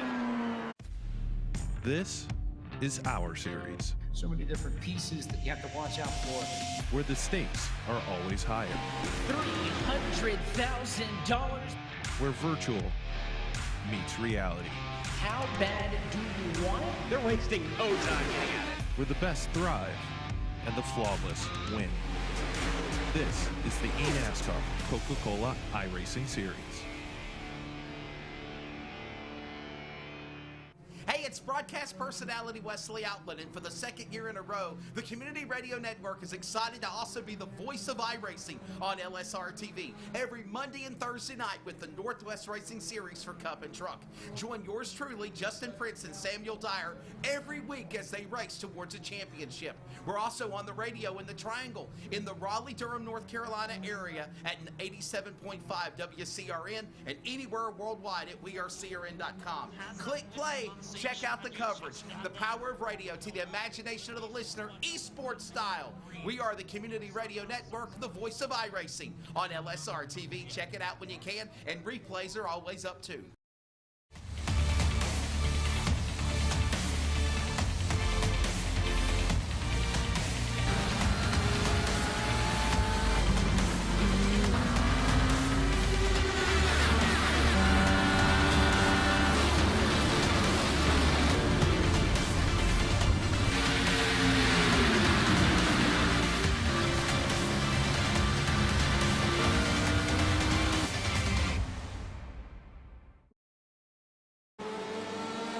Welcome back to round number 7 of the Major Series presented by Majors Garage, the 24 Heures de Le Mans, located in France. Bonjour, comment allez-vous? And it is a pip-pip chariot night for these drivers, Samuel Dyer. We've got some more strategy, and thanks to Tyler Campbell in the chat box, helping us know a little more about what's going on between the two different types, in the LEP1 to the GTE division. Yeah, tons of great information. Love the fact when the chat is interacting. That's the one thing that is so great about live streaming out of these races and on the virtual end, is that we get this interaction of drivers and also viewers that give us great information, Wesley, and other information as well. Want to let everyone know that Leo Tucker is our first official DNF is done for tonight for the 032, who is one of our LMP1 drivers, and also for Rachel Williams, another LMP1 driver, currently 3 laps down, trying to get back on a lead lap, but it's really hard when there's no full course yellow or lucky dog spots. Understanding what Scott K says, ovals, I agree. Road time races is all about consistent, clean laps, and I emphasize on this, Samuel. Right now, 3:13.26 has been the fastest lap of the race, set by the leader, Murphy Nichols. Only fitting that the fastest lap of the race is set by the man that's setting fast time, and I bet you he did that. Like Scott K said in the chat box, by the way, interact with us throughout the night. And he did it by staying out of trouble, staying on track, staying on course, not hitting anything, not hitting the rumble strips, hitting his marks. And that's why Nichols and Lane are right now in the P1 positions in both classes. Yeah, and also saw there the 27, Chris Yadio, going to be in pit road for the 27, getting himself some service, and we'll get back out there on track. No surprise, the 27 had to come into pit road. He had to pit much sooner than everyone else, just trying to get all the service you can get for yourself and get back out there. As the drivers get to see our static cams of everyone riding around this course. I mean, Wesley, this is one of the prettier tracks, I can also say, on iRacing. It's so great to see some of these massive courses, and the fact that iRacing was able to scan this monster of a course. And you know, with how big this track is, it's even crazier to think that they also scanned the Nürburgring, one of the biggest and longest tracks on iRacing. And you look at not only the scanning of the racetrack, but look at the outline of the trees and the forest of the road course, if you will. The Heures de la Ma is right near an airport. You see houses in the development. There's houses that are really around the race course, if you will. I actually watched some things on TV before where some of the neighbors and the houses were talking about just looking out the window and watching the cars go through their race course while they're sitting down drinking a cup of coffee or having dinner, so that's really, really cool. And if you ever get a chance to go to France, check out Heures de la Ma for sure. And the Le Mans Grand Prix is 24 hours long. We're going 2.4 hours, but man, this has been really good so far, and hard to believe we're closing in on the final 85 minutes of the race. Yeah, I mean, it is certainly going in a blast. We're coming up to an hour into this run. A couple of drivers have been having issues. We saw there for a quick moment on screen who's off track. Robert Gamble having his woes. Some other drivers having to come into pit road. That Michael Lane in the 62 with an unscheduled stop for that machine, who was running up in the 4th place position of the GTE class. He's going to be now dropping to 8th in that class, 18th on our ticker. Wesley, I mean, overall, this has been a clean-cut case of Murphy Nichols. Consistency has been helping this 55, and as well, got to say, he's done a great job moving through this class and not really having to worry about any lap traffic around him. But the drivers that have been having to worry just slightly here, as we're watching on screen, that of Cody Richardson, who's been knocked around, beaten around by some of these LMP1 drivers, and now he's going to be having to worry about the Vengeance machines, the 2 drivers that are battling for a championship as well as every position possible. Nathan Medina and that of David Kagaro Jr., they're hounding on the 064. Yeah, we're keeping an eye on that. As you remember Richardson, Samuel, back in the Indy 500 for the American Sportsman race, he was right in the hunt of winning things with about 18 laps to go and battling for the lead. They took each other out, wrecking in turn 1 and 2, the climax of the finish of the race. And right now, looking to see Richardson back up here again in that number 3 position 13, officially on time and in scoring. He is 13th overall, but he is in the 3rd spot in the GTE category. And right now, he is trying so hard to make a run after him there. He's got to get after Kotska and Buchanan to get back to that lead spot. Yeah, and they're going to be finding themselves. The difference between second place to first is 12.4 seconds. And then from third up to first of the GTE classes, I should say, going to be over that of almost 17 seconds for this of Cody Richardson, Medina, Gagaro. So they've got a lot of work if they want to catch up to that of Doug Buchanan. And for Medina, he once was leading this race for the 2, but then found himself going off track, having issues. And Wesley, we were questioning, was he going to use the fast repair under his pit stop? He did. The 2 no longer having the safety net for the rest of this race. Nichols is the leader. Is that 3 teammates right there, one behind the other, or at least 2 out of 3? It's 2 out of 3. Yeah, that is what it is. As you see, Spencer Todd blasting on by, and you saw the blinking by the headlights of the 18. That's notoriously known for trying to get the driver's awareness in their mirrors or on their virtual mirrors that these drivers have, letting them know, hey, drivers coming in, be careful, it's gonna get close. So that is a nice way of saying when you're driving down the internet and you're in the fast lane, you got some slowpoke in front of you. Hey, buddy, get out of the way. Get to the right lane. But not in road course racing like here in Circuit de Le Mans, Samuel. When they flash that lights at you, that's giving a signification that we're going to be probably pitting this time by. Well, it's an indication that we're going to be making this pass. That is what the indication is of, hey, do not. So it is trying to get around the slowpoke. That's exactly what it was. I don't know where you thought it was making a pit stop, but yeah, these drivers, it's indicating, hey, I'm going to make the pass.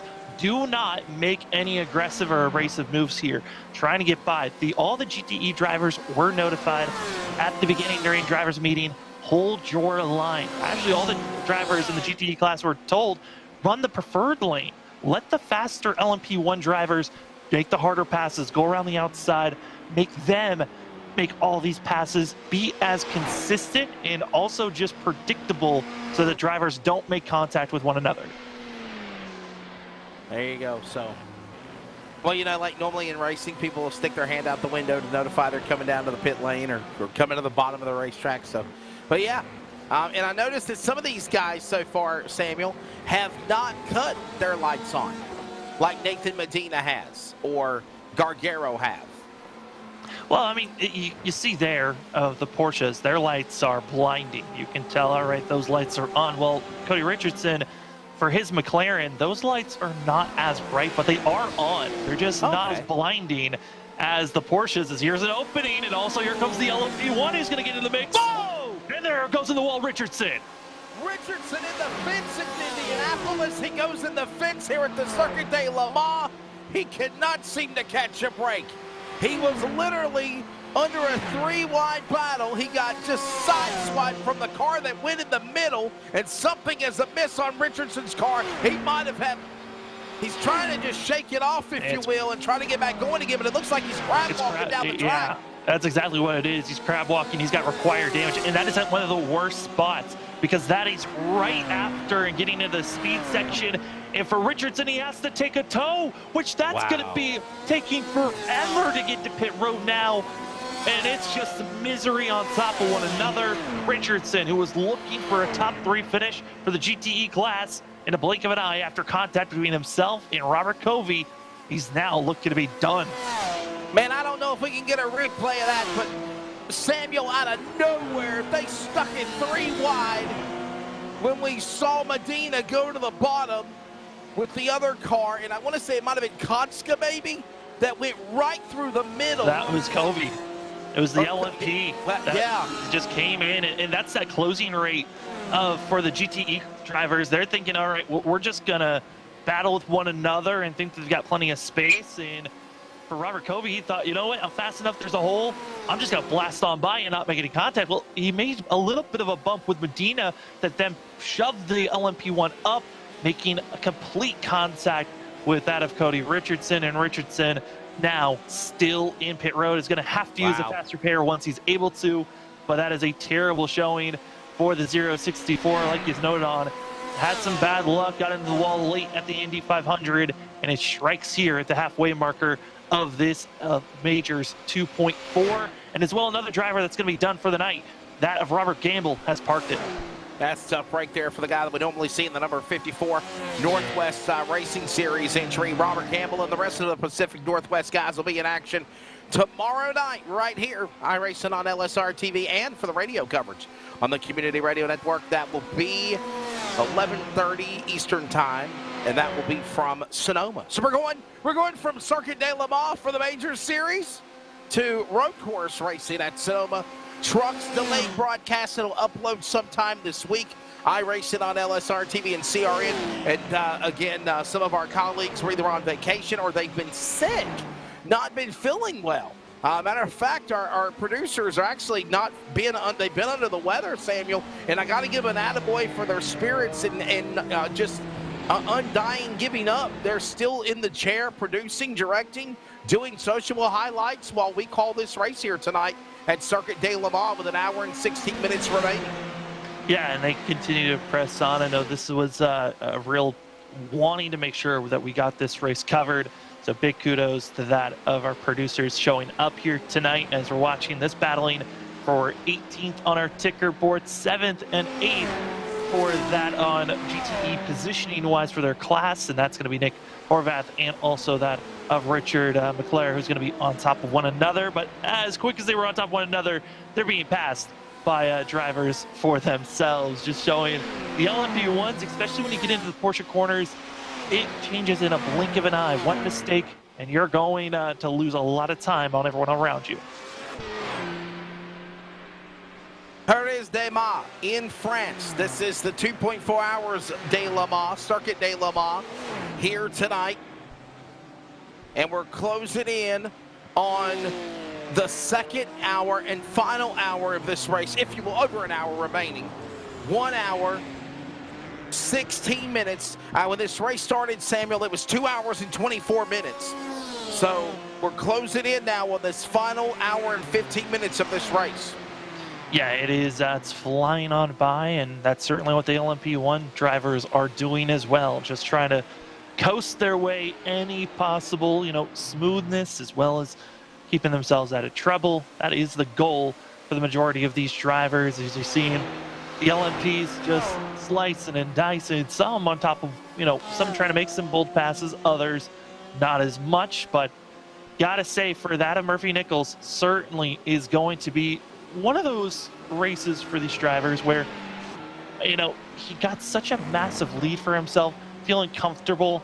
But this 0.47 of Andrew Kotska, he is still in a little bit of striking distance, but he's got to find some extra pace. He's running about 400ths off of what Doug Buchanan's running. And that of Kotska needs to find at least a couple of tenths if he wants to, consistently run faster than our leader of Doug Buchanan that we see on screen. And Nichols is right now still out in front. There you see, of course, the Porsche machine. And Buchanan is still leading in the GTE category. The PJM1 machine is Nichols. Two separate category classes working here at Circuit de Le Mans. 2.4 hours. There's your teammates there of Medina and Gargaro. Right there hooked up with each other. Samuel, can they go to the finish of the race, or you think we're going to see a money pit stop on the horizon with maybe about 45 or 50 minutes left to go in this race today? Oh, there's absolutely another stop for both the classes. For that of the LMP1s, they've got at least 2 more stops for themselves. One is coming up here in just about that of coming up to our hour marker, where then they might have to do a stop and go later on in the run. While for these GTE drivers, they're expecting at least 1 more stop, and then that would be their money stop that they're coming up to, but they're not expecting to come in for this Doug Buchanan or Medina that we see here on screen for at least another 30 to 40 laps. It's going to be about 30 minutes to go when we're going to be seeing these GTE drivers hit pit road. And watching now those drivers, Medina, Gargaro, working their way. I guess we're going to be closing in on the mid-race report, if you will. as we have closed in on over an hour of this race. There's over an hour remaining, 1 hour and 13 minutes. Mid-race update, of course, with still Nichols being the driver that is set sail in this race since this event has started. Nichols, Todd, Branson, Covey, Shank in the top 5.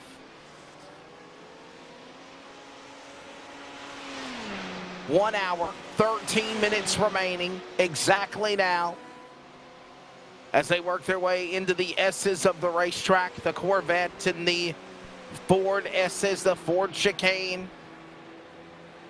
All Nichols. Buchanan and the GTE class, though, Samuel, has had its opportunity to flip-flop leaders along the way here so far. But for the most part, in P1 all night, it has been that driver of the number 55 of Murphy Nichols.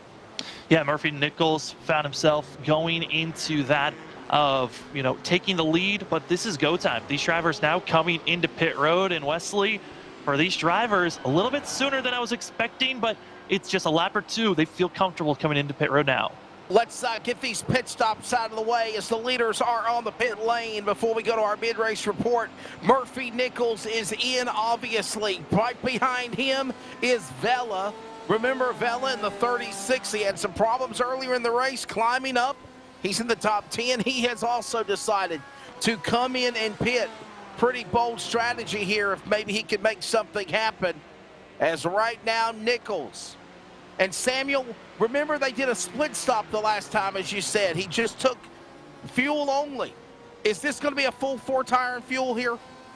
Well, right now, we're waiting to see when that car gets jacked up. That's when they're going to be taking tires for themselves. And you see driver being jacked up. That's going to be seeing Vela coming up, also jacked up.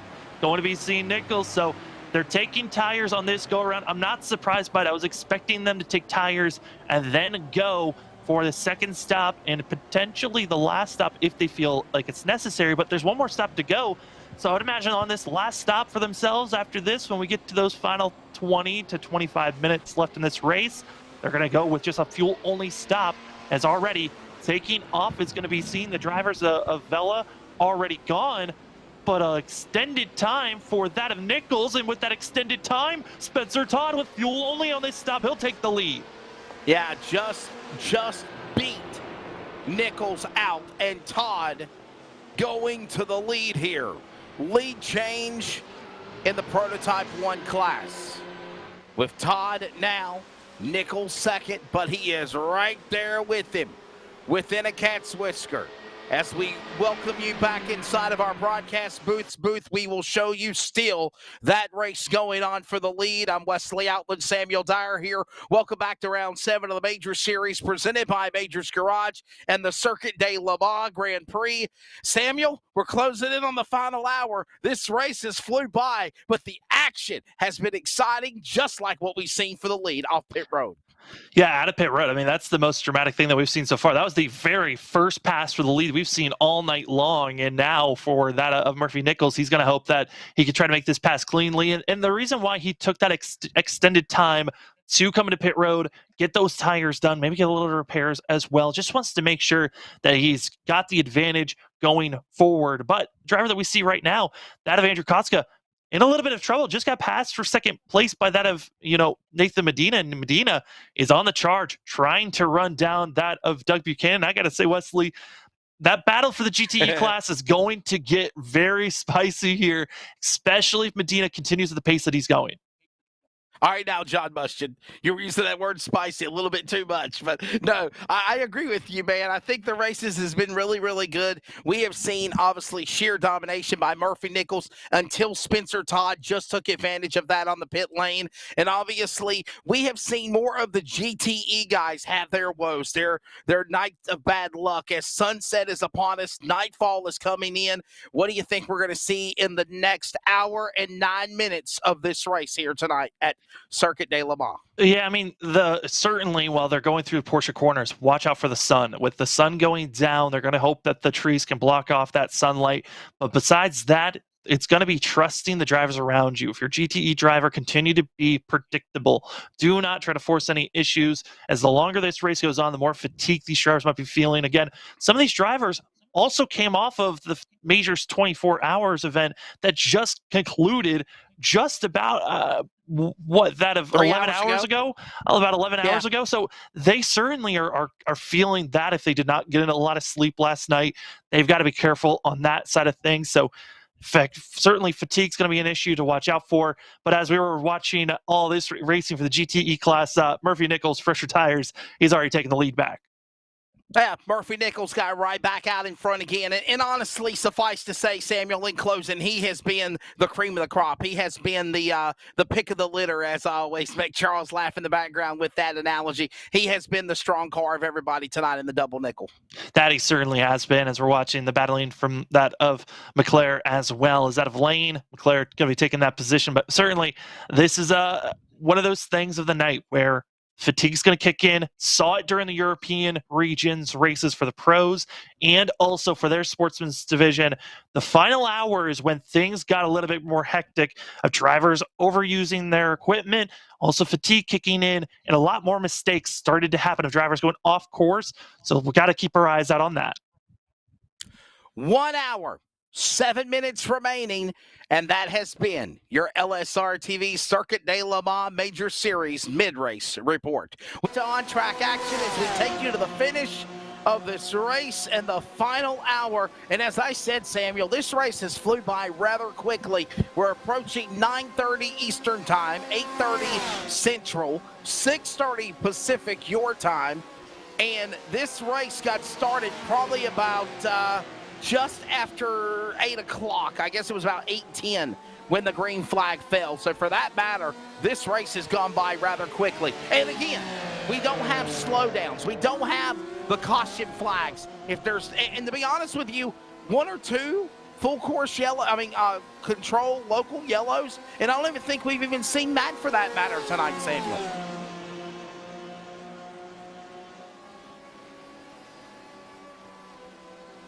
Yeah, it certainly has not been happening on screen, but it certainly has been happening on track of yellows happening. As there's been a lot of drivers with major issues. That is Sebastian Jackson, also that of Rachel Williams. Both are officially out of this race. As going to be seeing these drivers finishing up some of their times, get moving. That's going to be seen, I believe that's the 36 once more coming back into pit road after having to serve a penalty, but. Yeah, there are certainly a lot of drivers that wish they were not caught up in issues with Holman and Jackson having their major spots. Also, think of Cody Richardson having to take the tow back out on track after a 5-minute, almost 6-minute wait to get back out on track. Samuel, we think of penalties in Cup and Truck in the series we cover for iRacing, usually here on LSRTV. What type of penalties could these types of race cars here at Circuit de Le Mans get? You can get plenty of different penalties. If you cut the corner, you can find yourself having to do a yield, so you have to let off and let the time that you had gained back, and sometimes you'll give up too much time and actually lose ground. Also, other penalties coming into pit road, speeding, those are usual spots, but mainly it's cutting the course or speeding into pit road or out of pit road. All right, so that's some things we'll definitely keep an eye on and watch for sure, as this has been rather fun so far as we are approaching 1 hour and 4 minutes remaining. Hey, by the way, follow us at LSRTV on Facebook, Twitter, and Instagram, at iRacing on Facebook, Twitter, and Instagram. And of course, Major Series, Facebook, Twitter, and Instagram. A lot of ats and follows and all that good stuff. That's how they make it happen on social media. We appreciate it. Next event, Samuel, 3 weeks from tonight, the World 600. Listen, this is really cool. I'm liking Circuit de Le Mans, but I always told you, Indianapolis and the 600 big races I'm looking forward to, and that's going to be coming up next week. And then, of course, there's so many exciting races that are on the Major Series schedule as we're still halfway through the 2022 calendar with 7 races remaining. Yeah, I mean, there's so many still major events, and that's why the Major Series was made. Give these drivers an opportunity to race some of these major spots and spotlights in present racing and past racing. I mean, We started things off with the 2 hours at the Glen, and that was actually the race that kind of made these guys want to even start the major series. The Indianapolis 500, also another cornerstone of why they wanted to start this. But we've already ran the Daytona 500, the Indianapolis 500, got to run classics such as the Landau 240 and also that the Jimmy Bryant 200. So many classic races, and the classics, they continue to raid John even throughout the rest of the season that we have coming up.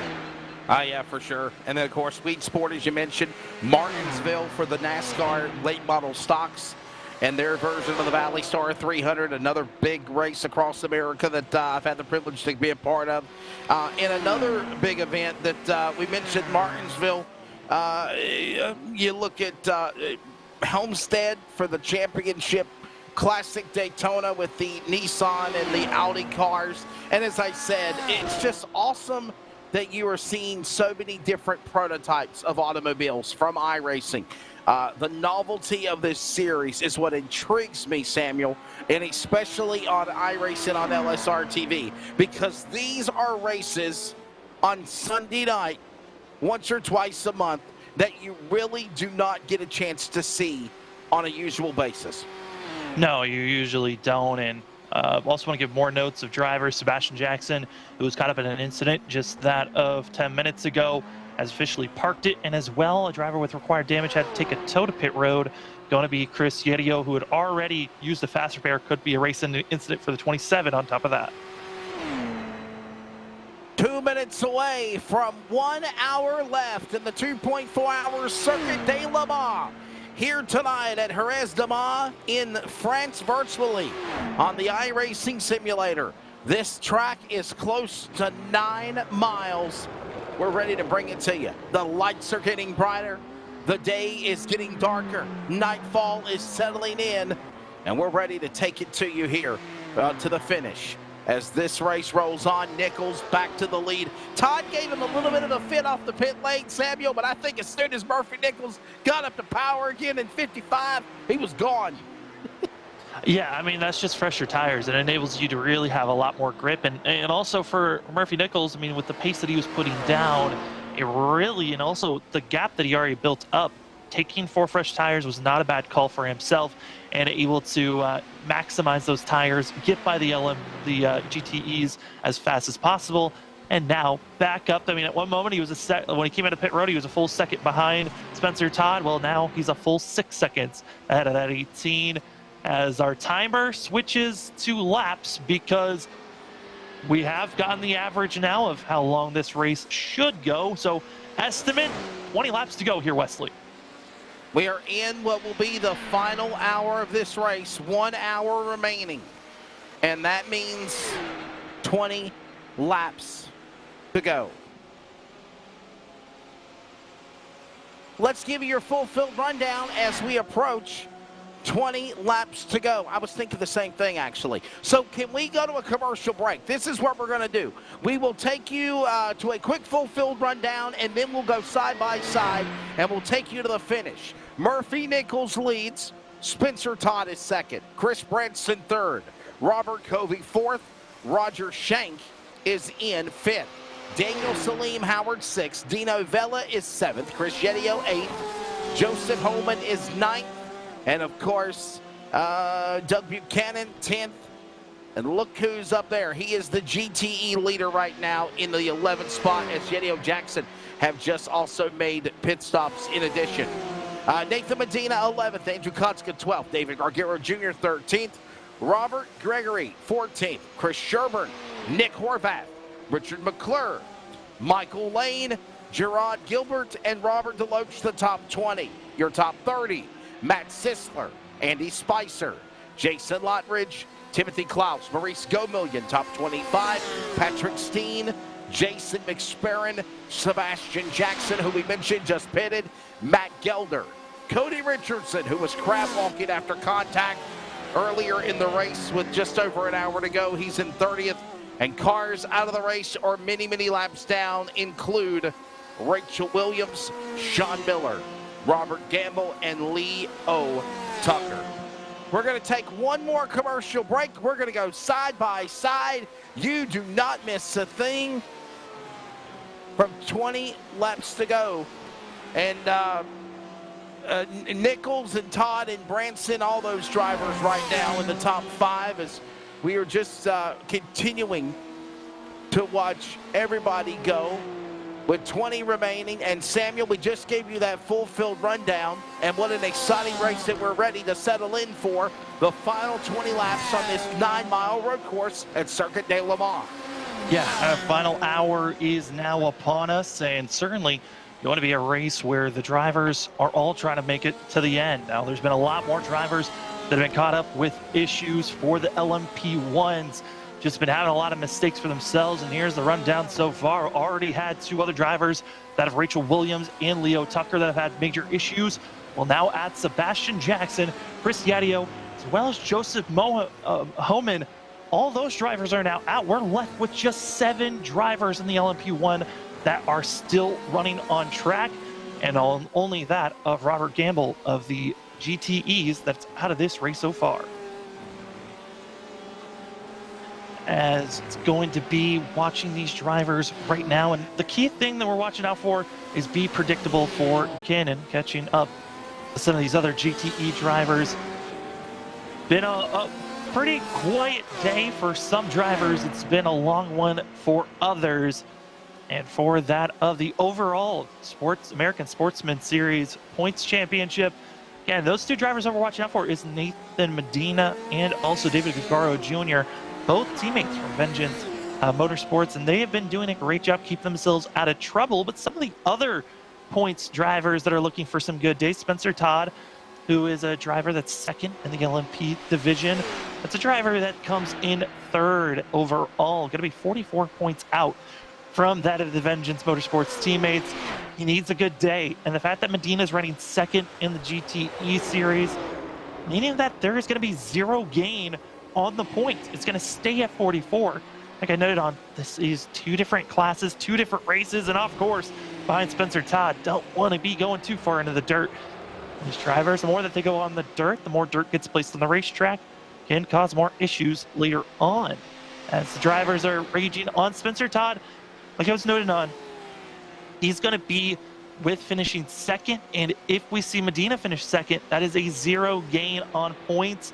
It's actually that of Gagaro that will be losing ground on his teammates in the overall American Sportsman's Division. Wesley, got to do the full field rundown, got to give a little bit of an update on the point situation as we're coming down to the final stages of this race, but still a lot of these LMP1 drivers, they're dwindling out of this race. Too much damage for some of them.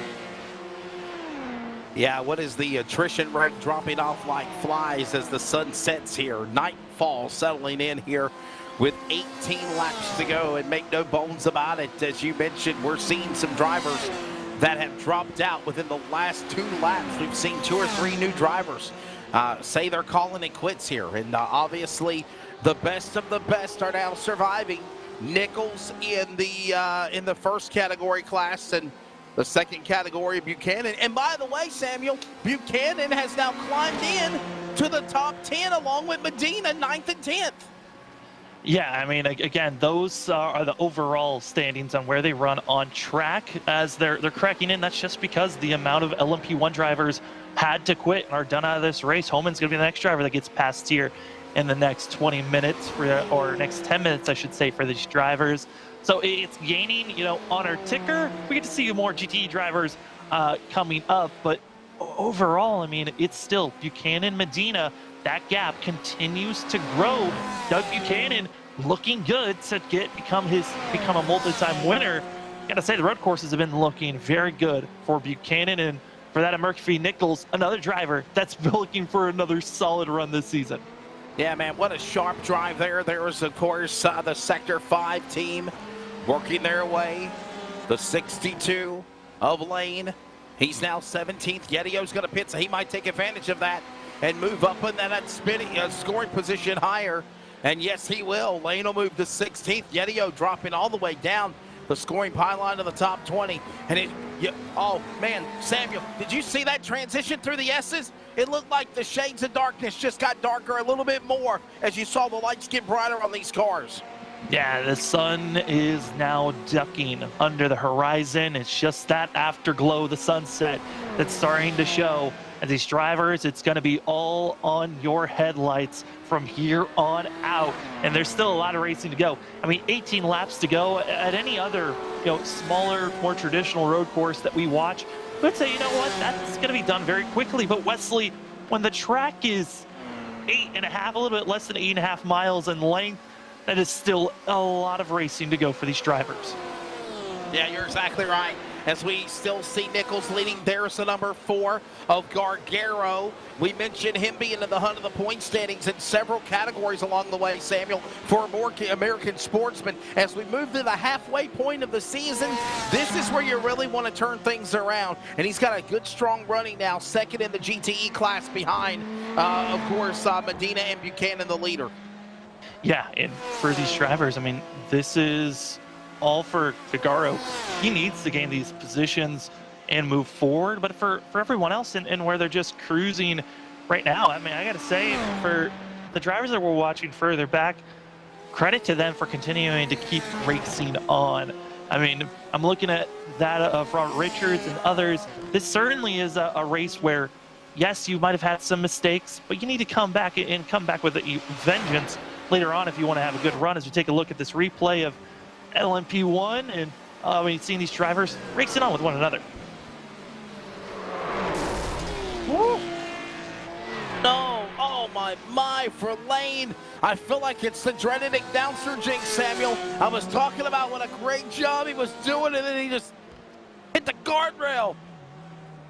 You know, the commentator's curse is a real thing. Yet we try to push it on the road course. We push to the side. We hope. Oh, how could you not know that it's not going to happen on a road course? It happens all the time at road courses. You have some of the best moments of road course commentators' curses. That's true. Yes, sir. You're exactly right. Oh well. Anyhow, I digress. Sorry, Lane. It's my fault. I will say though, if you want to see some great, commentator curse moments, go back to LTAC. We had that of John Mushin Jr. and Brockton Packard. They had kind of shades of what you've done, Wesley, of pulling in a driver, talking about how good of a day they're having, and then the driver getting collected in a wreck. And tell me now when I made him wreck it.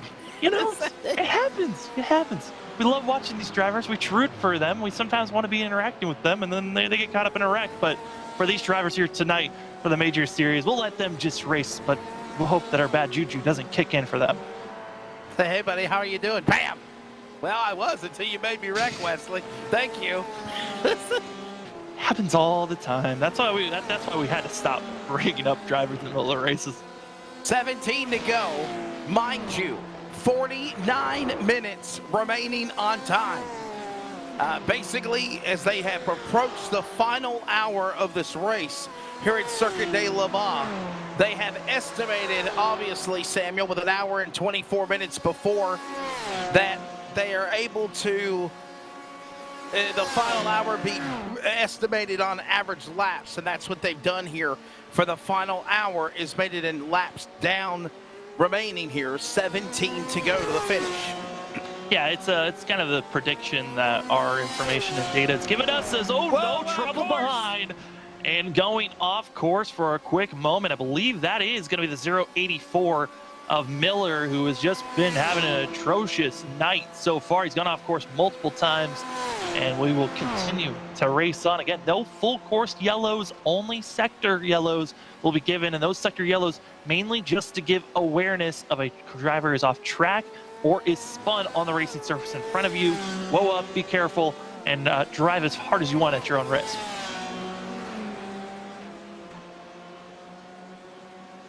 Man, oh man, rolling on here. Circuit de Le Mans to the finish. And Samuel, believe it or not, man, I was looking up social media. Do you know the 24 Hours of Le Mans is coming up this weekend? Yeah, it is. It's right around the corner. That's kind of the goal of the major series for whenever they do real life events, that it's going to be either the week of, the week after, the week before. Kind of around that bubble is where they're hoping to put that track. So I'm excited for the actual real life Le Mans in the 24 hours, just to see how different it is and how similar it also is to the virtual side of things that we've seen here for the Major Series. Yeah, believe it or not, they've actually started practicing for the 24 Hours of Le Mans Grand Prix, and they've actually started practicing today. And obviously, Toyota had a test. Test day sessions are underway leading up to this weekend's event, and that's another one of those big major events across the world, the Circuit de Le Mans. And they're, of course, checking out this one. Yeah, I just tagged the 24 Hours of Le Mans social media handles on Facebook and Twitter, so maybe they might share or retweet our Majors iRacing broadcast as we're 16 to go. 16 to go on track as drivers are getting prepared for themselves, and as well, a couple of drivers further back in the pack, that of Maurice Gilmillion, as well as Jason McSparron coming into pit road for their money stop. Matt Gelder also going to be part of that group that are getting finished with their money stop. As you know, with the drivers coming into pit road, it's the money stop for the GTEs. For that of the LMP1s, Wesley, though, we are still expecting one more stop that will take them to the end. Yeah, no doubt about it. And I'll tell you what, Samuel, man, I'm not trying to get us off track, but I'm literally looking at some of the Le Mans real practice stuff on Twitter, and the LMP1 cars, dude, iRacing has literally mimicked to an exact decimal graphic the wicker build, the wing, the lights, everything of what these real cars look like getting ready for the real 24-hour Grand Prix of Le Mans. That is always the goal, to make sure that you got the most realistic cars. And for these LMP1s, they scanned the 2016 versions. That's what we're seeing on screen for the LMP1s. And for the GTEs, you got a wide variety. Some of these cars, they try to keep them as close in the same era in time. But like I noted on the BMW M8s, those are still the newest versions that have come out. Some of these vehicles were in 2016, some were in 2017, and so on. I think the most recent was the 2020 vehicles. So we've seen a lot of transition on different vehicles coming in and out. And a big thanks to iRacing for even giving us the opportunity to race these simulators. To race the closest thing to real life of cars. And some people might never get the opportunity to race these vehicles, but certainly iRacing giving them this opportunity in the majors for giving these drivers the sensation of running these spectacular races. Nightfall settling in here at Circuit de Le Mans for this 2.4-hour contest, the Major Series, Majors Garage American Sportsman bracket. 16 to go. And by the way, Mad Sim Racing, want to give them a shout out. They just retweeted what I just put on Twitter. And by the way, you can follow us at LSRTV on Facebook, Twitter, and Instagram, at Major Series, at Majors Garage on Facebook, Twitter, and Instagram, and at iRacing as well. And Samuel, they are saying mad props to Mad Sim Racing, both doing well in, of course, the LPM1 and the GTE classes. A lot of blue and yellow cars. Mad Sim Racing representing at 15 to go. Yeah, and I got to say the GTE side of things is where they've been really the strongest. If you take away that of Cody Richardson's incident, they were looking to sweep the majority of these top positions for the GTE class. You've got Doug Buchanan leading the way. Then you've also are going to be seeing that of Andrew Koska having some great charges. Here's that 064 just limping his way. I mean, a couple of other drivers trying to limp their way forward. But overall, Wesley, Mad Sim Racing, they have done a great job here tonight. And this is going to be helping them a lot on the point side of things, especially with the team carrying over all this momentum, because Murphy Nichols is one of the highest runners of the drivers for that of the Forge PC Racers Sports 1 crew. Everyone else has been struggling. This is a giant close-in on at least that of the American Sportsman's team points division. All the other points for the drivers overall, that's looking to stay stable. Not a lot of changes going to be going on there. For that of the Legends, gap is going to expand unless that of Robert Deloach has a complete meltdown and failure just because of Maurice Gilmillion having a very weak night. So Wesley, this is there's still 40 minutes left in this race. Right now, we're starting to see those storylines develop more and more each lap. World 600 round number 8 of the Major Series coming up in 3 weeks at Charlotte. I was at the real Coca-Cola 600, working that event last Sunday night, and I was talking with somebody in the media center, and I did say this. To me, it will always be the World 600. It will always be. And it's so awesome that the Major Series is mimicking that race. And Samuel, here's the deal. It's not going to be with the Cup cars, the Ford Mustangs, the Chevrolet Camaros, or the Toyota Camrys of today. These are going to be the 87 Ford Thunderbird and Monte Carlo from back in the day of the old NASCAR eras of 1987. That's going to be fun. I mean, you're going to think of a great race, 600 miles, 400 laps with the 87 Thunderbird and Monte Carlo. Think about a throwback race, if you will. That'll be our throwback race for the Major Series. And hey, maybe we can get these guys to do some throwback rap jobs for that race also, since it's going back to the 80s era, if you will. Well, Wesley, you've talked about those two cars.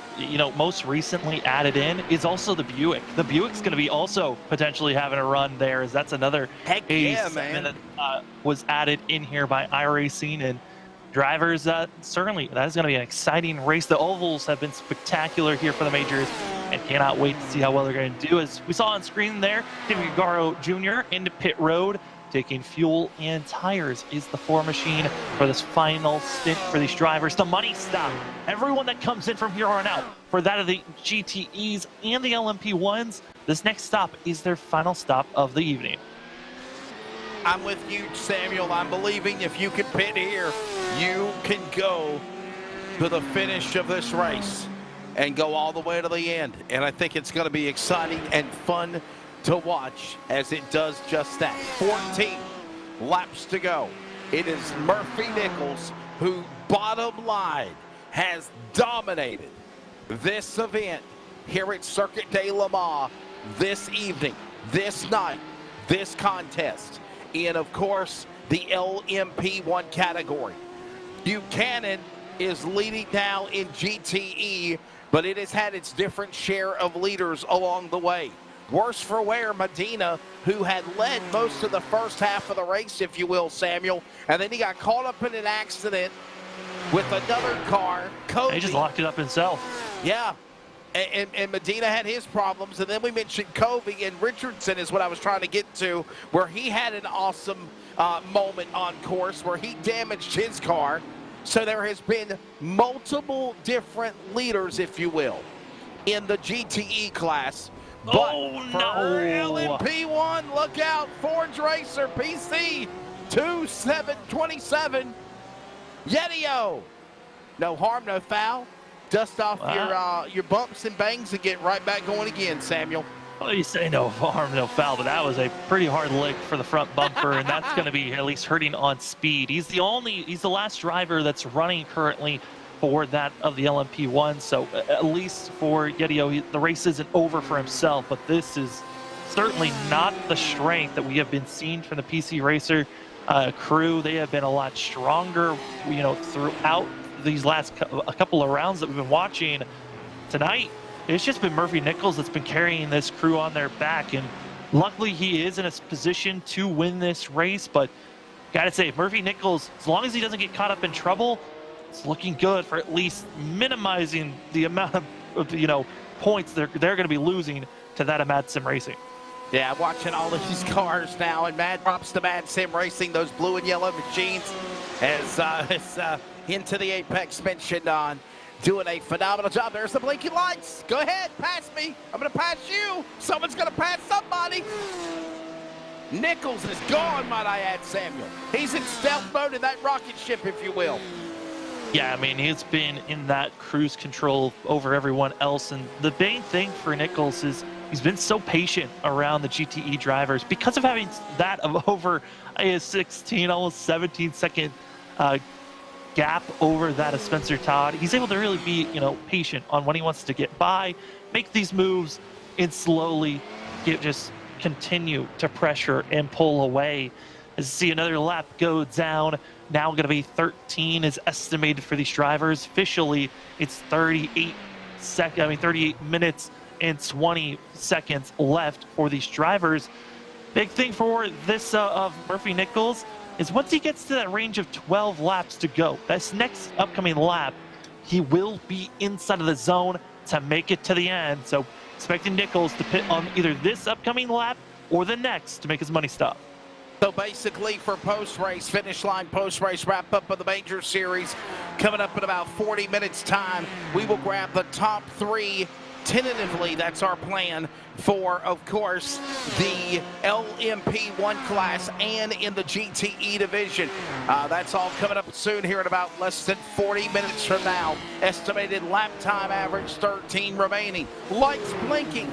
Cars making moves in the late rally, getting quicker and faster and stronger is Murphy Nichols. As you see him blinking lights at everyone in his path, clear a path, somebody, inside, outside. The Rocket Man is gone in his rocket ship tonight.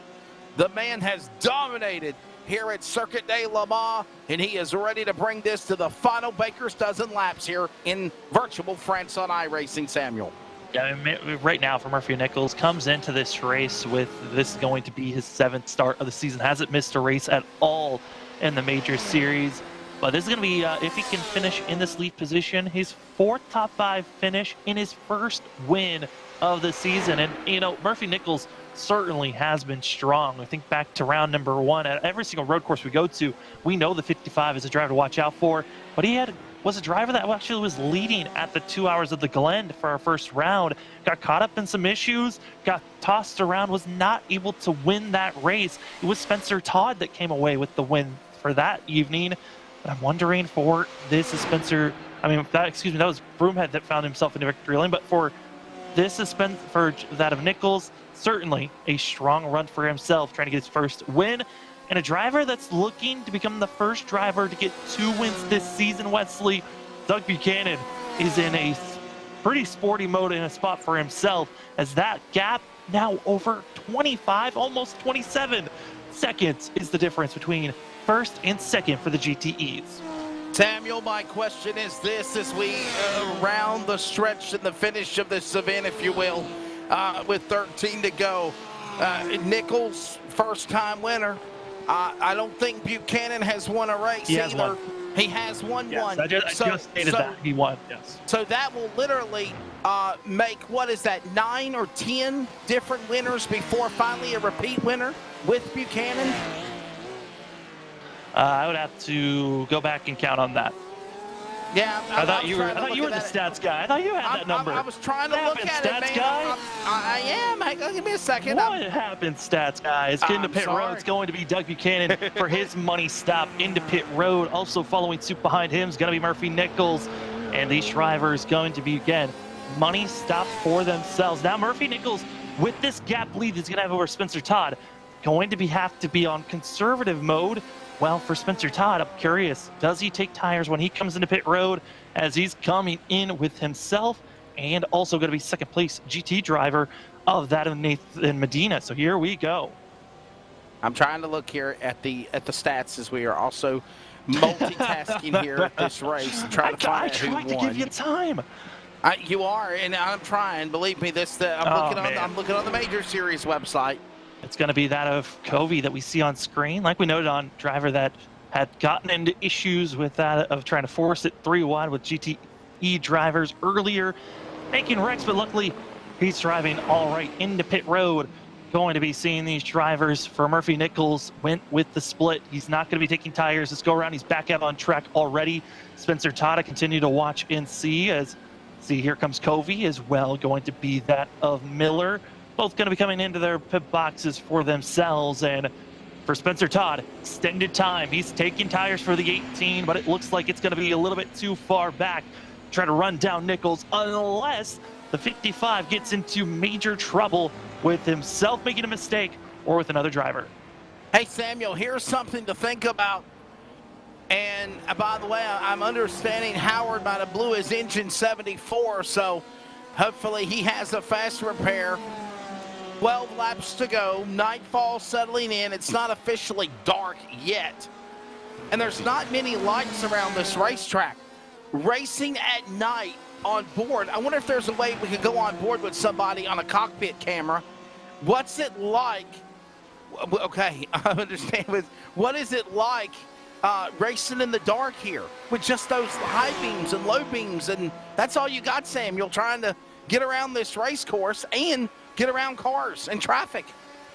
Yeah, getting around cars and traffic, and it's certainly trying different movements for themselves. As here's the pass for second place of the GTE drivers. Saw there of Nathan Medina trying to cause a little bit of fluster with the lights blinking side by side. Going to be these two, and Medina holding on strong, but in a better position. It's going to be Kotska who holds, going down into the second stretch. As we go down into our second chicane, it's looking like that of Nathan Medina is in a better positioning to try to make this pass going into the first corner of this chicane.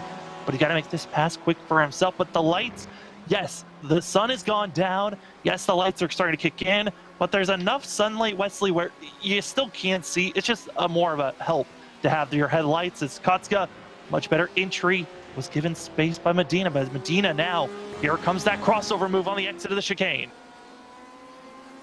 And here's the thing, Kotska has had now 3 times Medina blink his lights at him and tell him, I'm trying to pass you. But then Kotska gets defensive and battles back. He's not giving it up, Samuel. Here's the thing. When you're in the GTE cars and you're blinking at other GTE cars, you better be knowing that you're much faster. Otherwise, you're just blinking at them just to mess with them. That's more so just messing around. As off track, going to let them split, taking off through the middle. Going to be that 950, but certainly, I mean, excuse me, that was Branson that had to split his way through, as Medina able to get by. Kotska a little bit too wide, but the battling will continue on, and I wouldn't be surprised if Kotska starts blinking back at Medina as they're side by side again, going in and setting up to one of the toughest corners for these drivers. They've got to be careful heading into Indianapolis. And by the way, working into that corner, Kotska back on the inside of driver right. He'll clear by the machine of Medina again, and here comes Medina. Will he blink his lights at him one more time? Not yet. By the way, 12, now make it 11 laps to go as Nichols just crossed the scoring starting line. And mind you, I was just told any LMP1 driver pitting now, Samuel, will have to be in fuel conservation saving mode. No fuel saving is generally 11 laps. Yeah, I've seen drivers go 12 laps, so they should be good on fuel from here on out. But yeah, fuel saving is going to be the key for these drivers. Vela's going to be the last driver that has to come into pit road. As you were wondering about the Howard situation, he did not have a fast repair to work with, as that's going to be another driver just having their woes here for the LMP1s. And as we continue to watch this battling for that of the GTE's second place position, here comes Spencer Todd, going to be trying to get a little bit frisky on trying to make the pass here. And Spencer Todd, again, went for fresh rubber on his last pit stop here. He's going to be on go mode while also trying to save fuel. 11 laps to go. You look at the big video board at Circuit de Le Mans, there's 30 minutes remaining. 30 minutes left to run 11 laps. And there's Medina and Kotska and probably Samuel. The best battle of the race so far as the overshot to yes is going into the corner into the chicane back to 1 and 2. Those little tiny mental errors I was talking about. It gets later and later into this race, that final hour, now the final 30 minutes of this race for these drivers.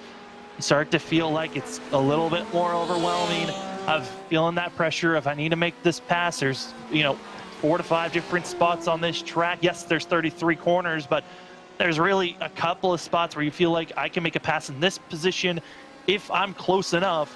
As we're trying to get the driver set up here, Medina wanting to close in, because the closer he can make it and try to, finish in second, the bigger of a gap that he'll be able to keep over that of David Cagaro Jr. And as well, hoping to see that, that Doug Buchanan doesn't gain any more points that he will be by winning this race if he can get it done.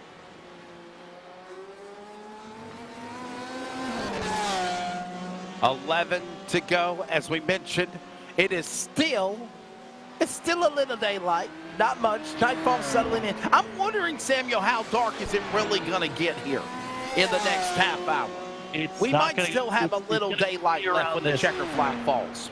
Yeah, like I stated, it's going to be close to this for the rest of the night. Yes, it's going to look a little bit darker, but it's not going to be complete darkness until this race is completely done. Nichols, Branson, Todd, Shank, Kobe, top 5. And Samuel, might I add, can we give props to Kobe in the 72? There's the 135 now of Sherburne. He is 4th in what is the GTE category for Sector 5 racing. props to Covey. Remember what happened? Oh, here we go again. Here comes Medina. Kotska. Shank's able to get on by for himself, and here comes another chance of the drivers go side by side, and it's going to be Covey, who you're just wanting to talk about. Covey was put in a spot like this before, but luckily doesn't have to split the gap. He just finds his little openings to make the pass. Yeah, he went to the left, he went to the right, and he said, excuse me, coming through, and I'm not going 3 wide ever again. Medina, Blinky, and Kotska. That goes on again. They continue to race on as this is one of the closest battles on track. And Nathan Medina needing every point possible, and he's going to be going off track again. Very similar spot that he did last time, and that battle for second in the GTE class is now gone over. It once was 6/10. It's now over 6, almost 7 seconds because of that mistake. So, Samuel, would you say that maybe Medina got a little impatient, a little aggressive? I mean, he certainly was trying a lot of different movements to try to make the pass for himself, but was not able to do so, as battling back for 18th on our ticker, back for 10th and 11th for the GTE class. Some passing and battling going on there. Is this going to be the 93 and also the 235 of Deloach racing with one another? Man, you gotta love it. 10 laps to go as this race is coming down to the end. What a phenomenal show it's been here at Circuit de Le Mans. The real 24 Hours of Le Mans coming up this week, believe it or not, in France. I was just hitting on it earlier.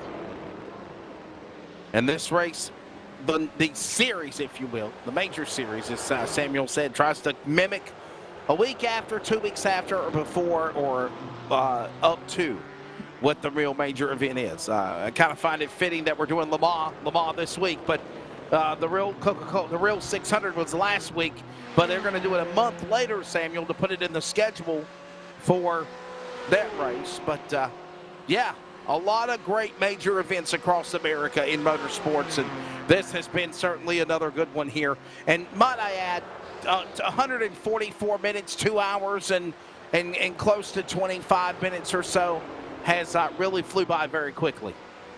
Yeah, I mean, it helps when they've got great battles like this. And I got to say, Wesley, it's been a pleasure covering this one as we're closing in on the final bits of this race. And, you know, I talked about the headlights. I mean, think about the lights on this Ford GT machine. A very unique light system they have to make sure that you know where the drivers are at on track. Yeah, I like that, man. He is literally lit up from the floor up, if you will.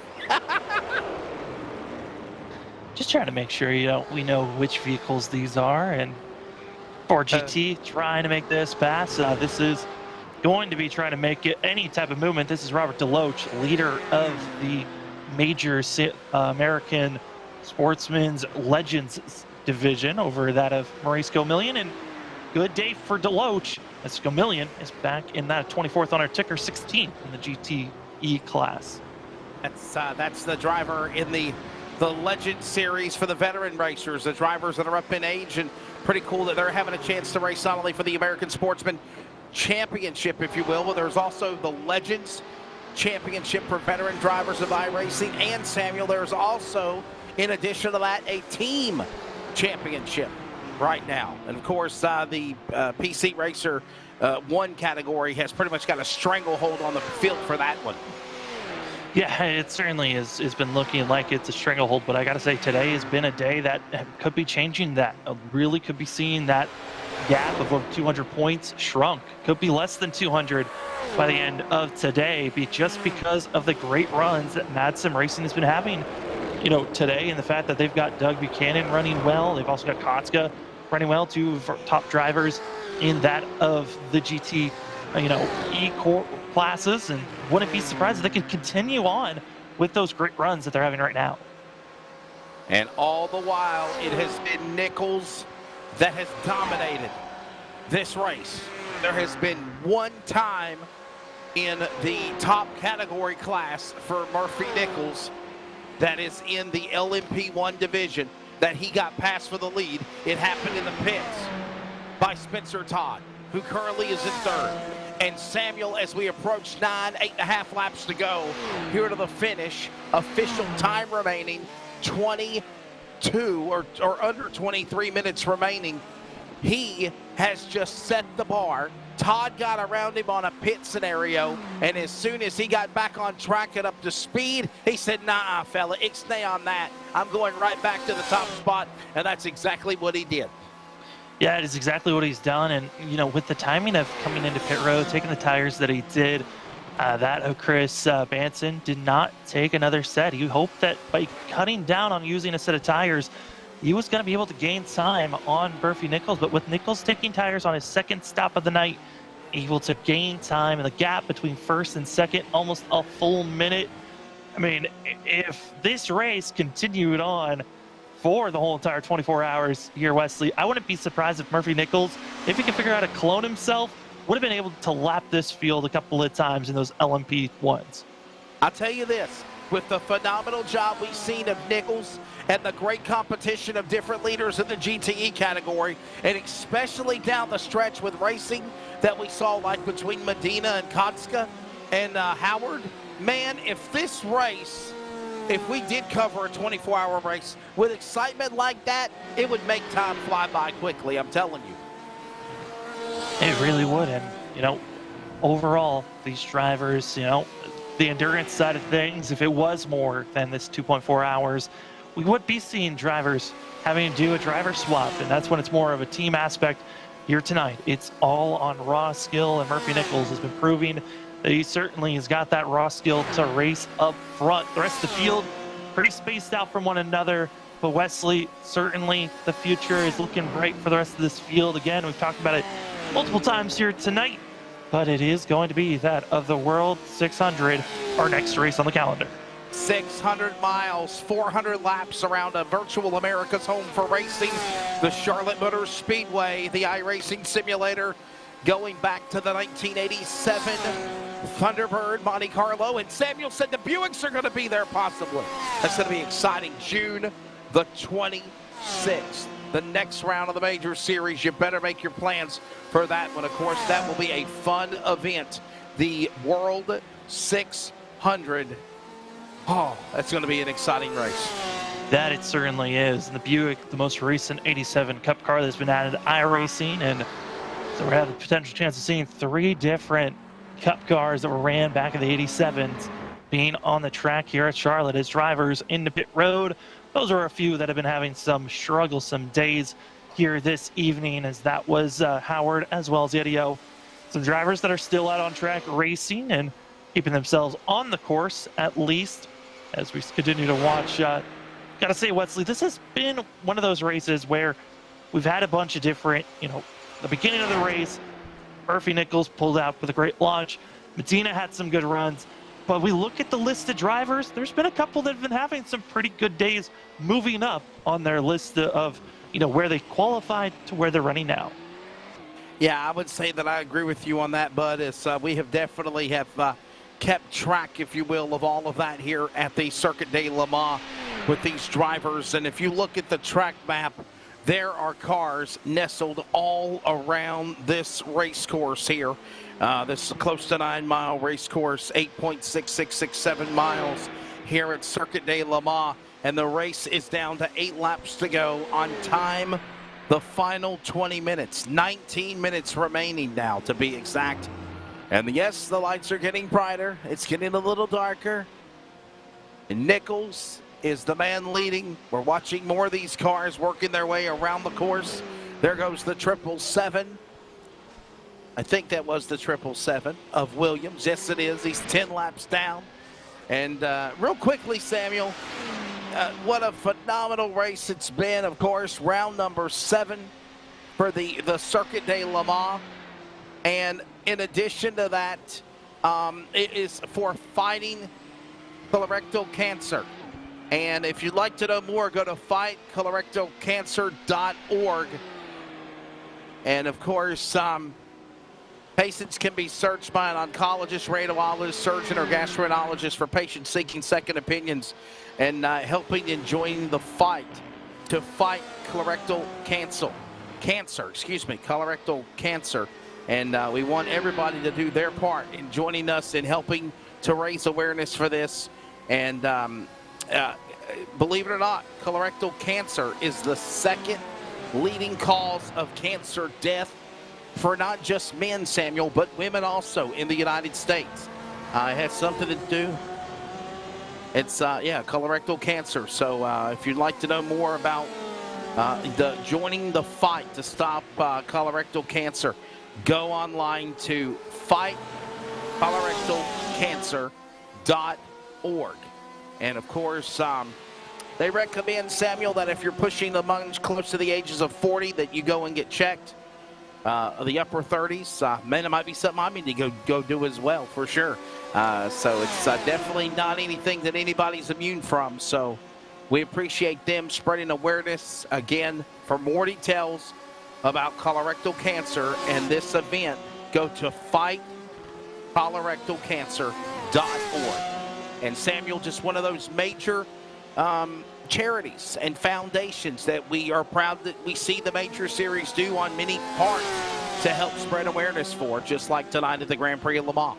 Yeah, every Major Series round that pops up, there's always going to be a brand new charity or awareness to try to pull it out. And so please go out there. If you are in the ages or you have the chance, go get checked. We want to make sure that everyone is checked, and as well, go donate so that we can find a cure to this cancer. As we're watching on screen, the battling that's going on for that of 11th and 12th place on our ticker, a 5th and 6th place for that of that of Gregory, as well as David Gregaro Jr. These are massive points for Gregaro Jr. as he takes the inside and gets by that mid-sim racing machine.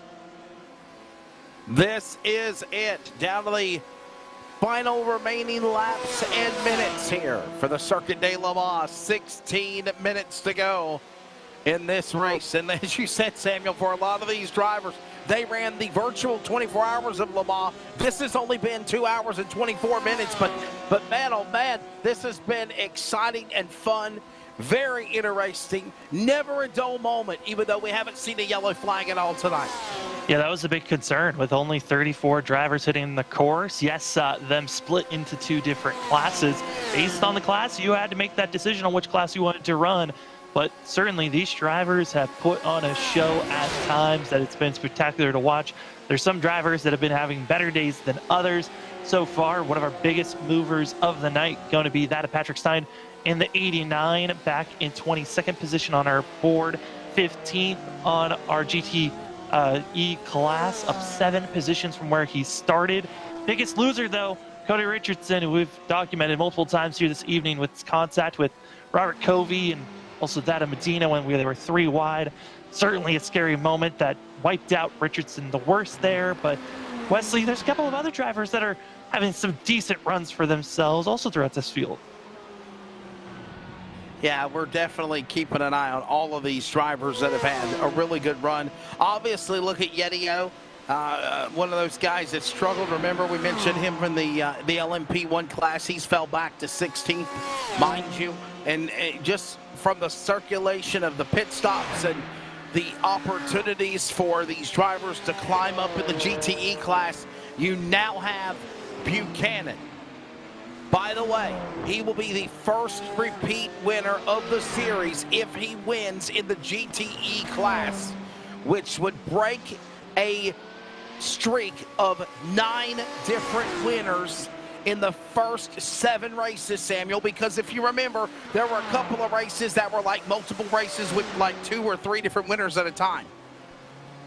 Yeah, those multiple winners going to be for our first race, the 2 Hours of the Glen, when we had multi-class racing.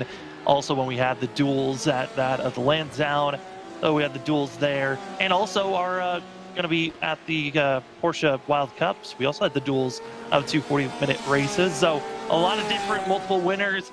But here tonight, certainly exciting to see the potential of our first multi-time winner this season. And it's kind of become a regular thing in all the other divisions and other regions that there's been other drivers that have won multiple times. This is one of the few regions and divisions where that has not happened yet, but today is that opportunity.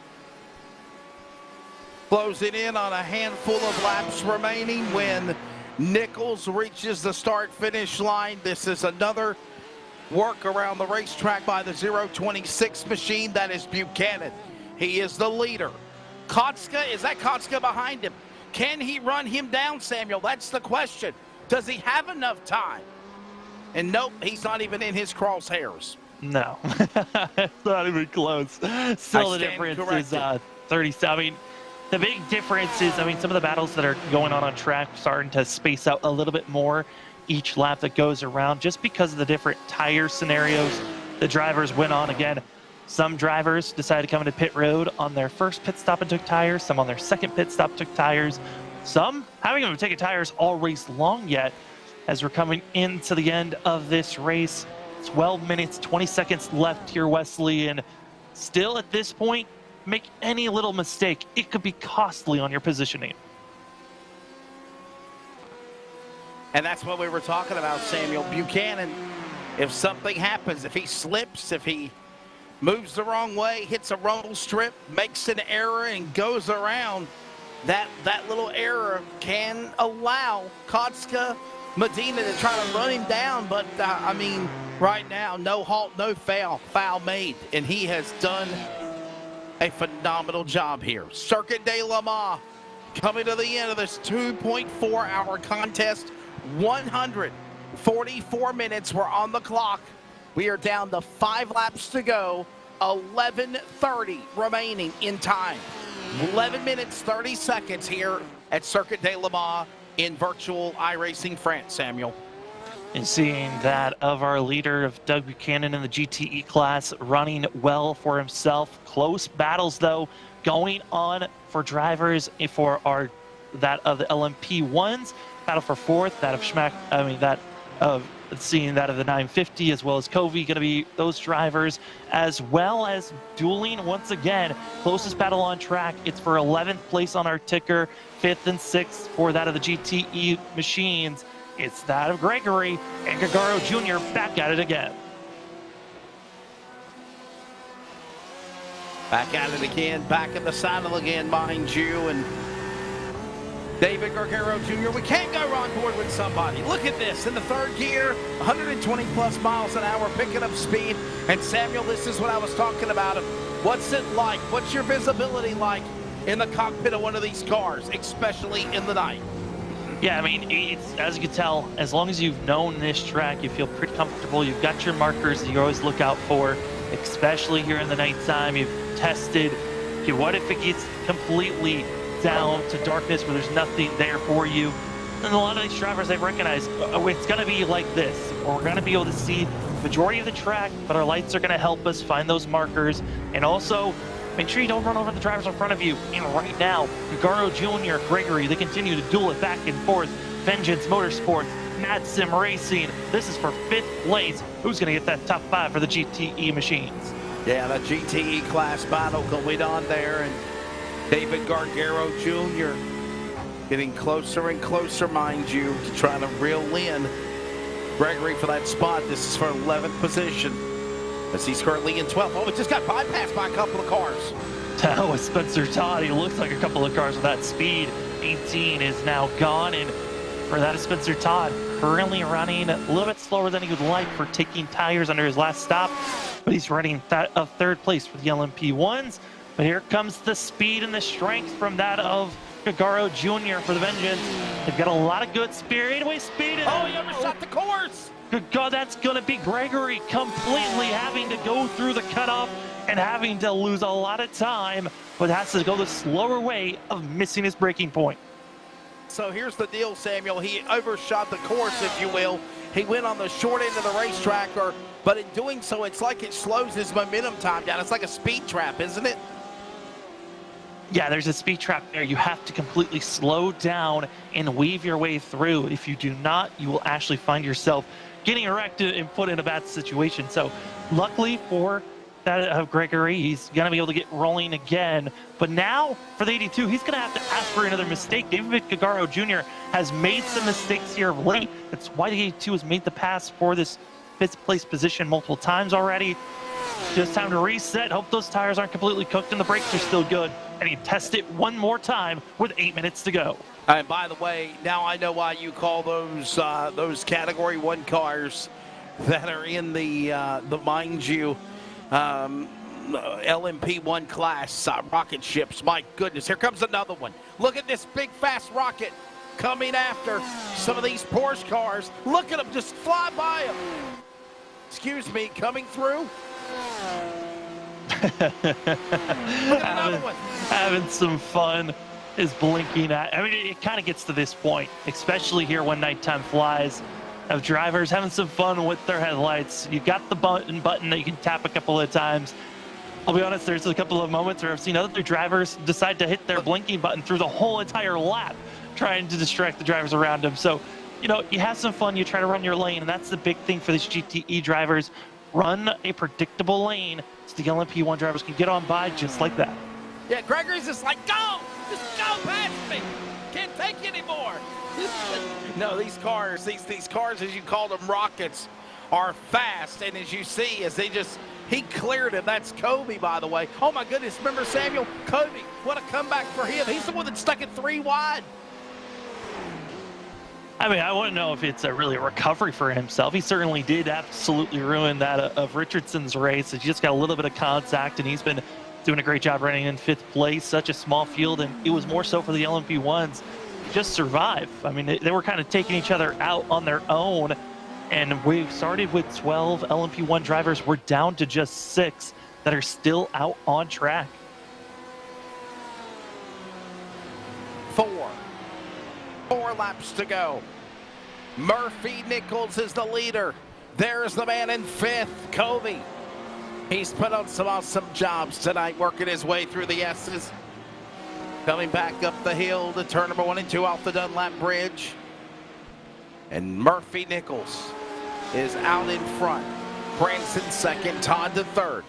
Buchanan, Kotska, Medina top 3 in what is the GTE class. Top 3 in LMP1 is Nichols, Branson, Todd, as I mentioned.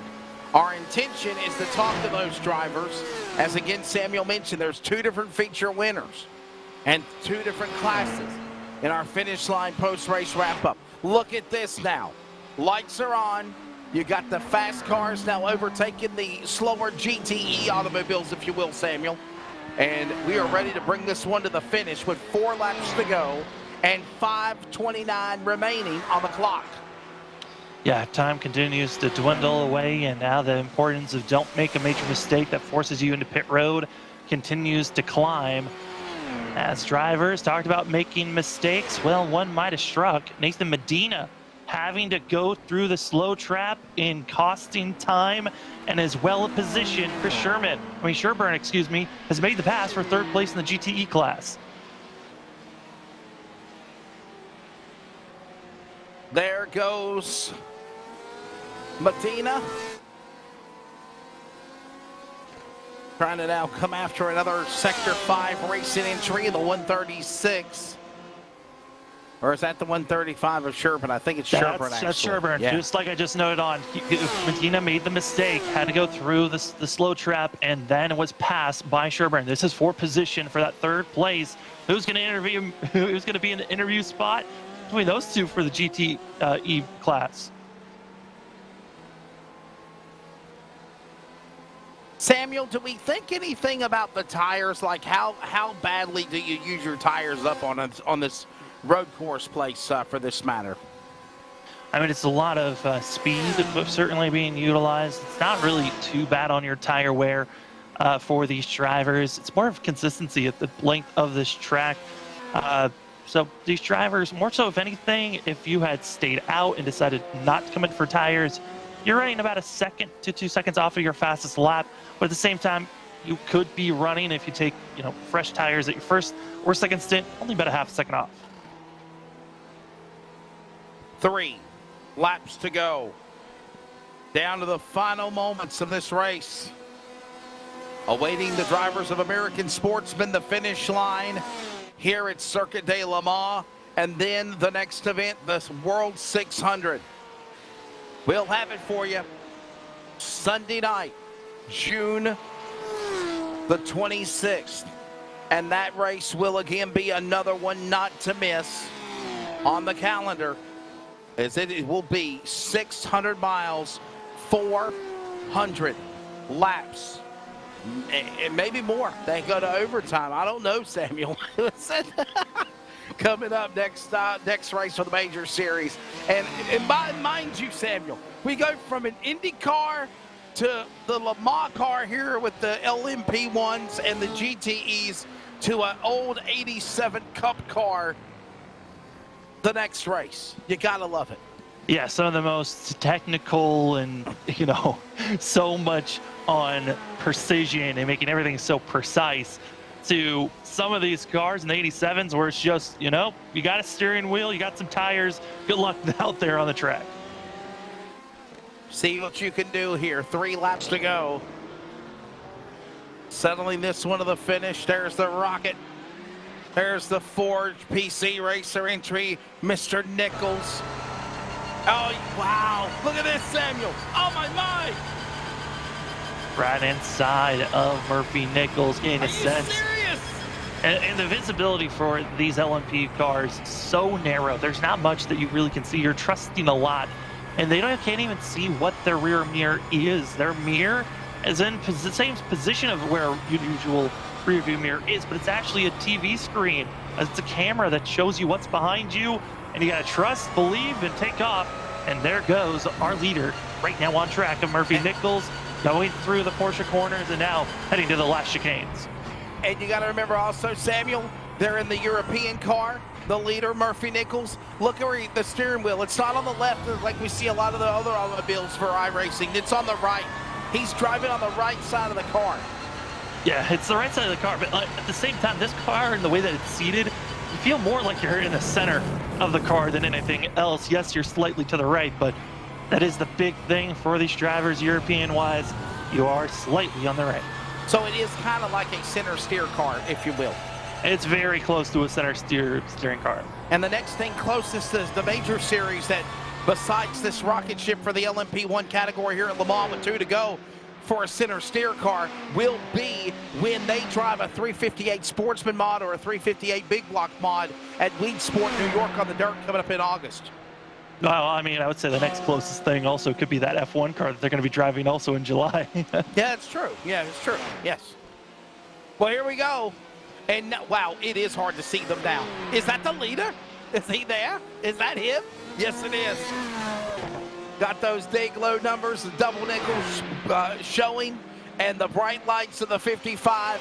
Samuel, did you see at one time he got close to 190 plus miles an hour, and then he slammed on the brake and got to like 120? The fastest that they hit, Wesley, is 205, sometimes even 208 miles per hour or more when they get to the fastest point of this racetrack. So the speed's so high for these LMP1s, and for the GTEs, they're hitting a good measly 180 at their maximum speed at moments. Now I know why as we come to the end on the white flag. The CRN1 to go. White flag is in the air. CRN1 to go, the final lap of this race. You call them rocket ships, if you will. Final lap of this event. I think as the time has expired officially, Samuel, they're on the final lap of the race. When they come back around to the start-finish line, Murphy Nichols, the leader of course, LMP1, and Doug Buchanan looking to be the first repeat winner after 7 weeks on the Major Series to win for GTE. The laps are winding down. It is the final lap, my friend. It certainly is. Well, the amount of times you've called them a rocket ship, I think I'll let you have that coined phrase, as there goes Nichols getting by the GTE machines, and what a run for himself. Deciding to take tires at the perfect time. Yes, he's been a little bit slower, more conservative, but it's been about saving fuel for Murphy Nichols. He had to come in for a late splash and go because he did not save enough fuel on that last run because he was running so fast. But Wesley, it doesn't matter. Nichols built up such a massive lead. Even with coming into pit road, taking a splash and go, he still has over a 38-second lead over the rest of the field. And for the final time, he is working his way to the home stretch. Down through those final chicane, the Ford chicane, out of the Corvette S's and more. Coming down the front straightaway. checkered flag will fly over Mr. Murphy Nichols, winning here tonight in the Grand Prix Circuit de Le Mans. 2.4 hours for the Major Series American Sportsman. Chris Branson, he is awaiting to cross the line in second.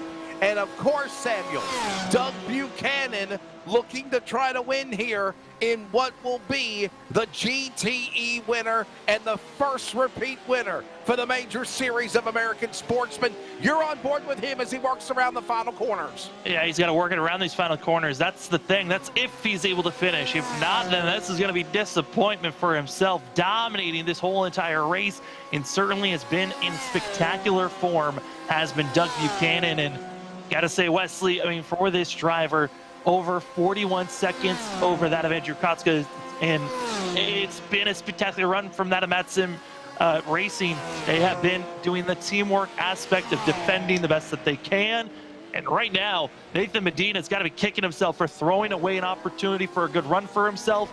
But I mean, looking at our drivers right now, this is been the perfect run you could have asked for Matsim Racing. Chris Branson just finally crossed the start-finish line, as well as Spencer Todd. And now comes the rest of the cavalry with Todd, Shank, Covey, and Buchanan is 3 spots away. He's working those final corners that we call the S's, the Corvette S's, the Ford chicane, working back around to the front of the masses of fans here at the virtual Circuit de Le Mans, of course, this final corners. And Buchanan is going to roundabout and become the first repeat winner out of 7 events. 9 different winners to do it on the American Sportsman Major Series category. Buchanan, final corner to go. Working now in front of the crowd, in the front of the video board. He still blinks his lights because he knows it is over. Blinking them all the way to the start-finish line. Checkered flag is not, well, it is waving, and that will do it as Buchanan will win in GTE. Murphy Nichols, winner of LMP1, Samuel, and Doug Buchanan, GTE. Take your pick. Both categories of drivers, they earned the win here at Circuit de Le Mans tonight. Yeah, both have looked spectacular for themselves, but as the finishers and our leaders are coming across the line, some drivers are still out on track and coming to the final couple of chicanes. It's the battle for actually 4th place for the GTE drivers. It's the teammates of Nathan Medina and David Gagaro Jr. They're less than a second away. Wesley, as they're coming to the final chicanes. Oh, they're going at it again.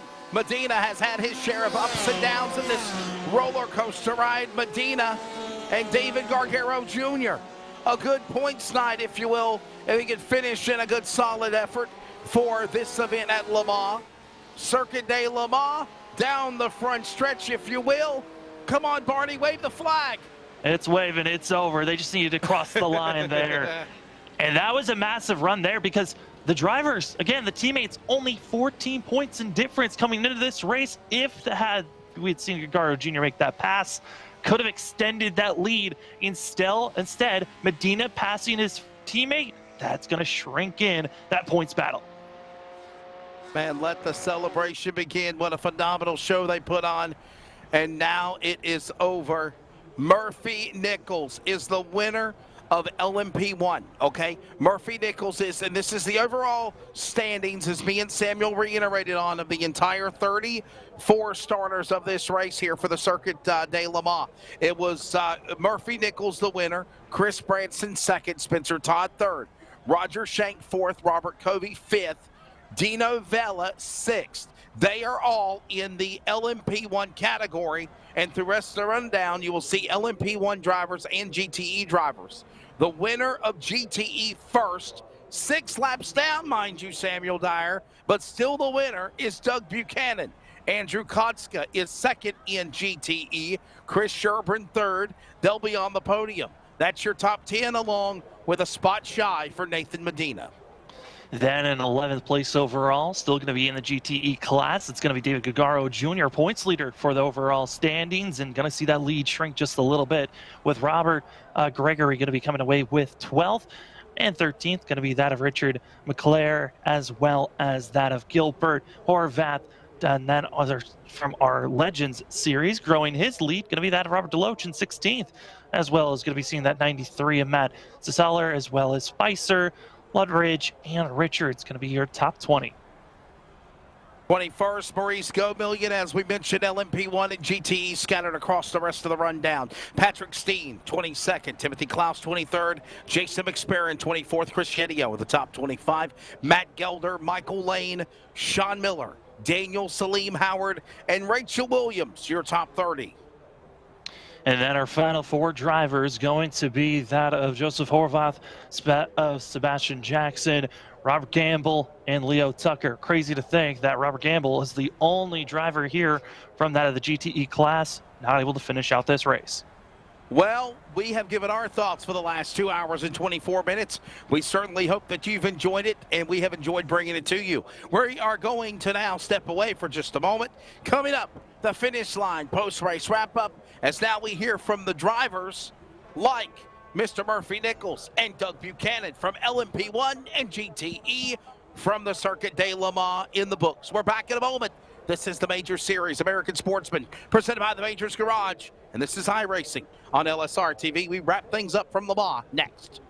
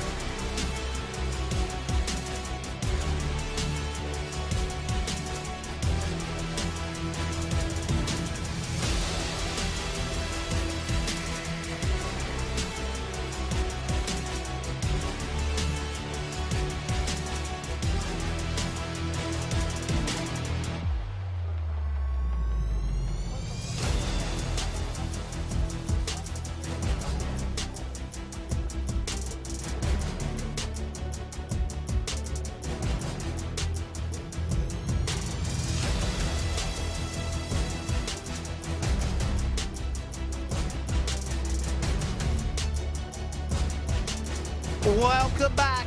The Major Series presented by Majors Garage, American Sportsman iRacing on LSRTV. Samuel Dyer, Wesley Outlet. Awesome work by our Rocket Media Live Sim Racing production crew, including Mr. Jeff Stabnow and Charles Wooten pushing the buttons in the background. We have had a wild race, 2.4 hours in the books here tonight. We are going to grab the top 3 in the LMP1 category first. And of course, joining us is going to be the drivers of the top 3 of the LMP1 and the GTE class, or at least that's what our intentions are. But I do not sell. There he is, 3rd place in the race. Spencer Todd. He'll finish this race overall at 5 laps down, but Man, it had to have been fun. Spencer, your take of racing around Le Mans from day into the night. Man, Murphy Nichols was just so strong. You had a shot at him, though. You had one time leading the race, but that was definitely a pit stop, but you settled for the podium.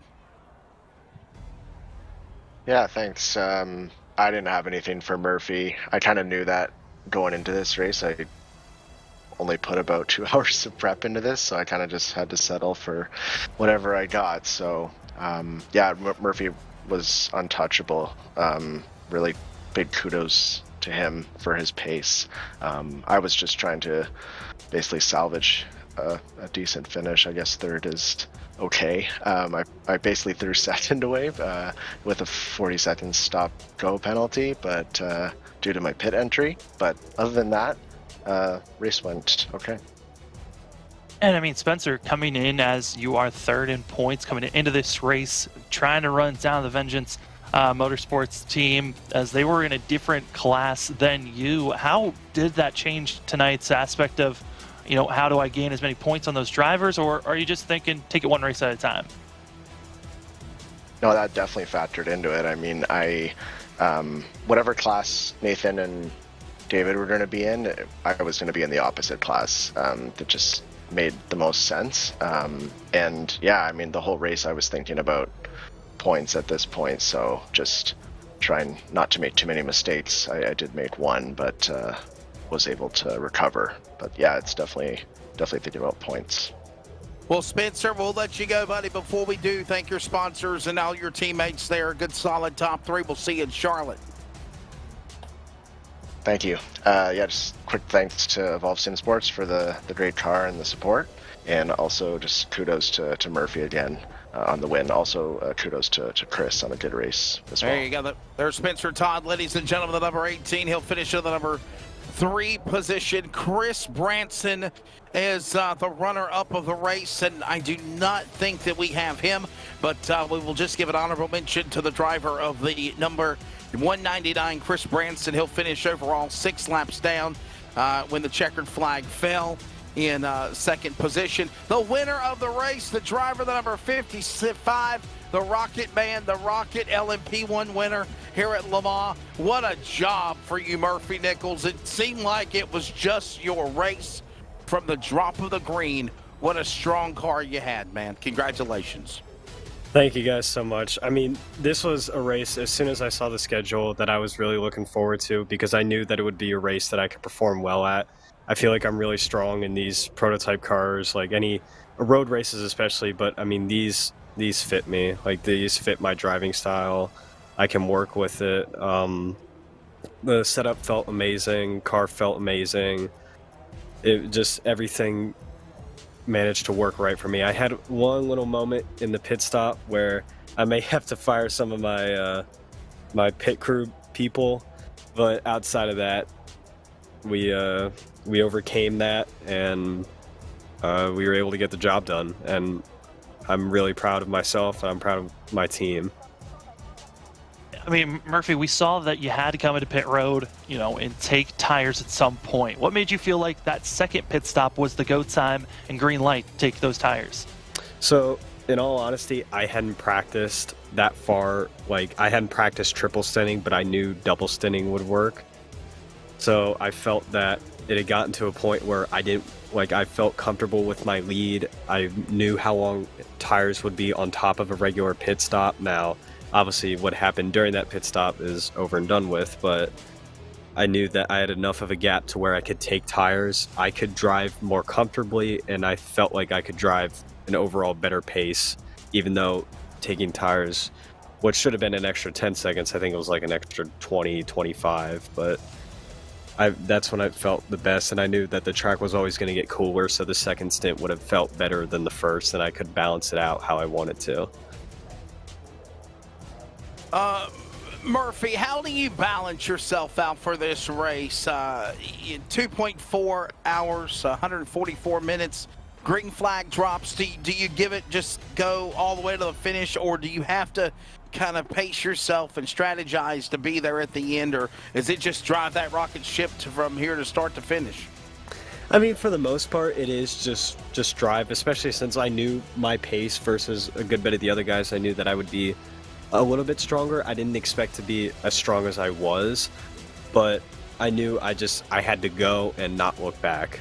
I told myself immediately the best way I can control my pace and I can control everything is if I get out in front and have people get out of my draft. So that's exactly what I did off the start. I was able to build up a 2 or 3 second gap by like the first lap, so I felt comfortable straight from there. And I was able to just go my pace. Sorry. Well, congratulations to you, Murphy. Before I do let you go, man, if you got anybody want to thank your team, people watching, shout outs, time to do it right now, man. Congratulations to you. You survived a wild one here at the Circuit de Le Mans. Obviously, big shout out to my parents. Shout out to Forge Racing for all the support and all the crap that they've been able to take with me. Shout out to Majors Garage for the setup. Shout out to all the people at home that were cheering me on tonight. I know that there was a good bit of them. And just shout out to you guys, obviously. And one more, I know my buddy, I told him I'd do it when I got a podium. Shout out to Gold's Gabe.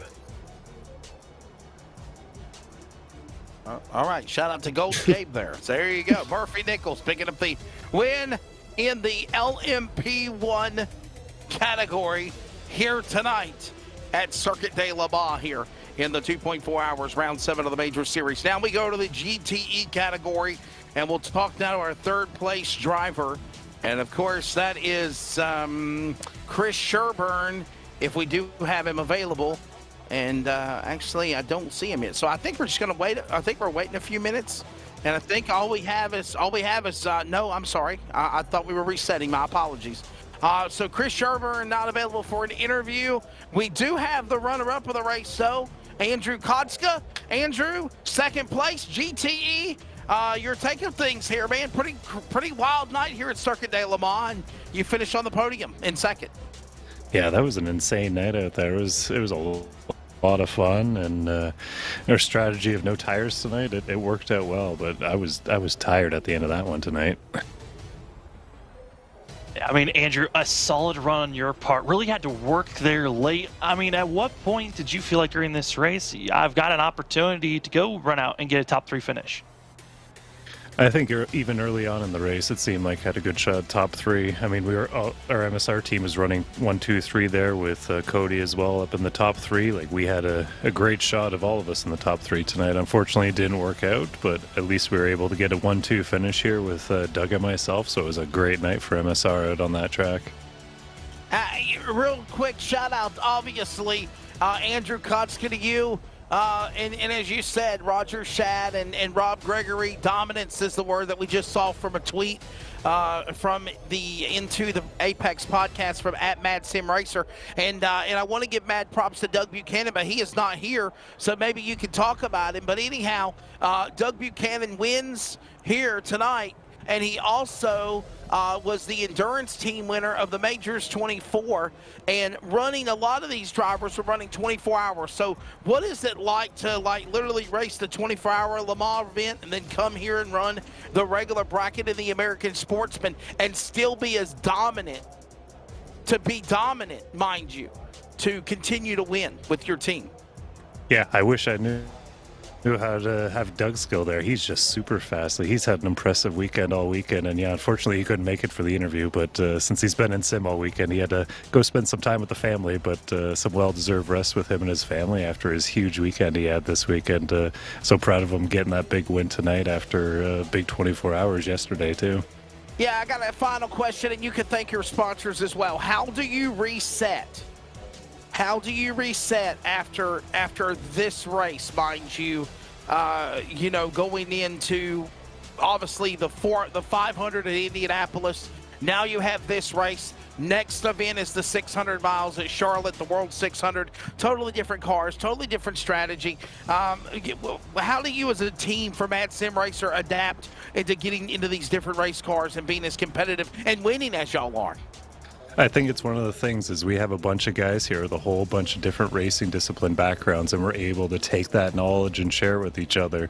Like, we're super pumped for the Coke 600 next month. We are a bunch of us are huge oval racers. We have in-house setup builders that are going to be working hard over the next couple of weeks to build us a top-notch setup for Charlotte. So we're all looking forward for that race next month, and hopefully we can get another 1, 2, 3 for Mad Sim next month as well. A lot of testing, a lot of preparation leading up to that event in less than 20 days, June 26th. Andrew Kotzka, thanks, man, and thank you for speaking on behalf of the winner, Doug Buchanan. And mind you, another quick stat, he is the first repeat winner on the American Sportsman Sim series for the Major Series presented by Majors Garage. Out of 9 different winners, he is finally the first repeat winner as well, if they want to tweet that also. Well, it's Andrew Kotzka there, and again, when it's all said and done, it is a big win for Doug Buchanan in GTE, as well as Murphy Nichols in the 55 for the LMP1 category. So that's going to wrap up our coverage from right here. I think I've already lost my buddy Samuel Dyer. I think he's already stepped away, so we'll kill things from here. It's been a great time as always. Thanks to the Major Series presented by Majors Garage for letting us be here and cover their events on American Sportsman. And remember, the next one, Charlotte, it's June the 26th. That is 3 weeks from tonight. 600 miles, 400 laps, and as Samuel mentioned, my colleague, they will be in the 87 Chevrolet Monte Carlos, the 87 Cup cars of the Ford Thunderbird, and possibly the 87 Buick as well. You do not want to miss it. By the way, coverage tomorrow, iRacing on LSRTV, includes the Sim 500 at Gateway Worldwide Technology Raceway. The Cup cars are back at 8:15 Eastern Time, and then, of course, the Northwest Cup Series tomorrow night live from Sonoma. Road coursing again this week. Big thanks to our crew. Rocket Media, Live Sim Racing TV. Hopefully they get to feeling better. It sucks being under the weather and you still got to work, but phenomenal job by Jeff Stabnow and Charles Wooten somehow getting us across the finish line here at Circuit de Le Mans. For Samuel Dyer, I'm Wesley Outland. Congratulations again to Murphy Nichols and Doug Buchanan, the winners of WA here in France at Virtual Circuit de Le Mans. We get ready for Charlotte. It's next. It's the Major Series, American Sportsman. This is iRacing on LSR TV. Good night to you, and thank you for watching.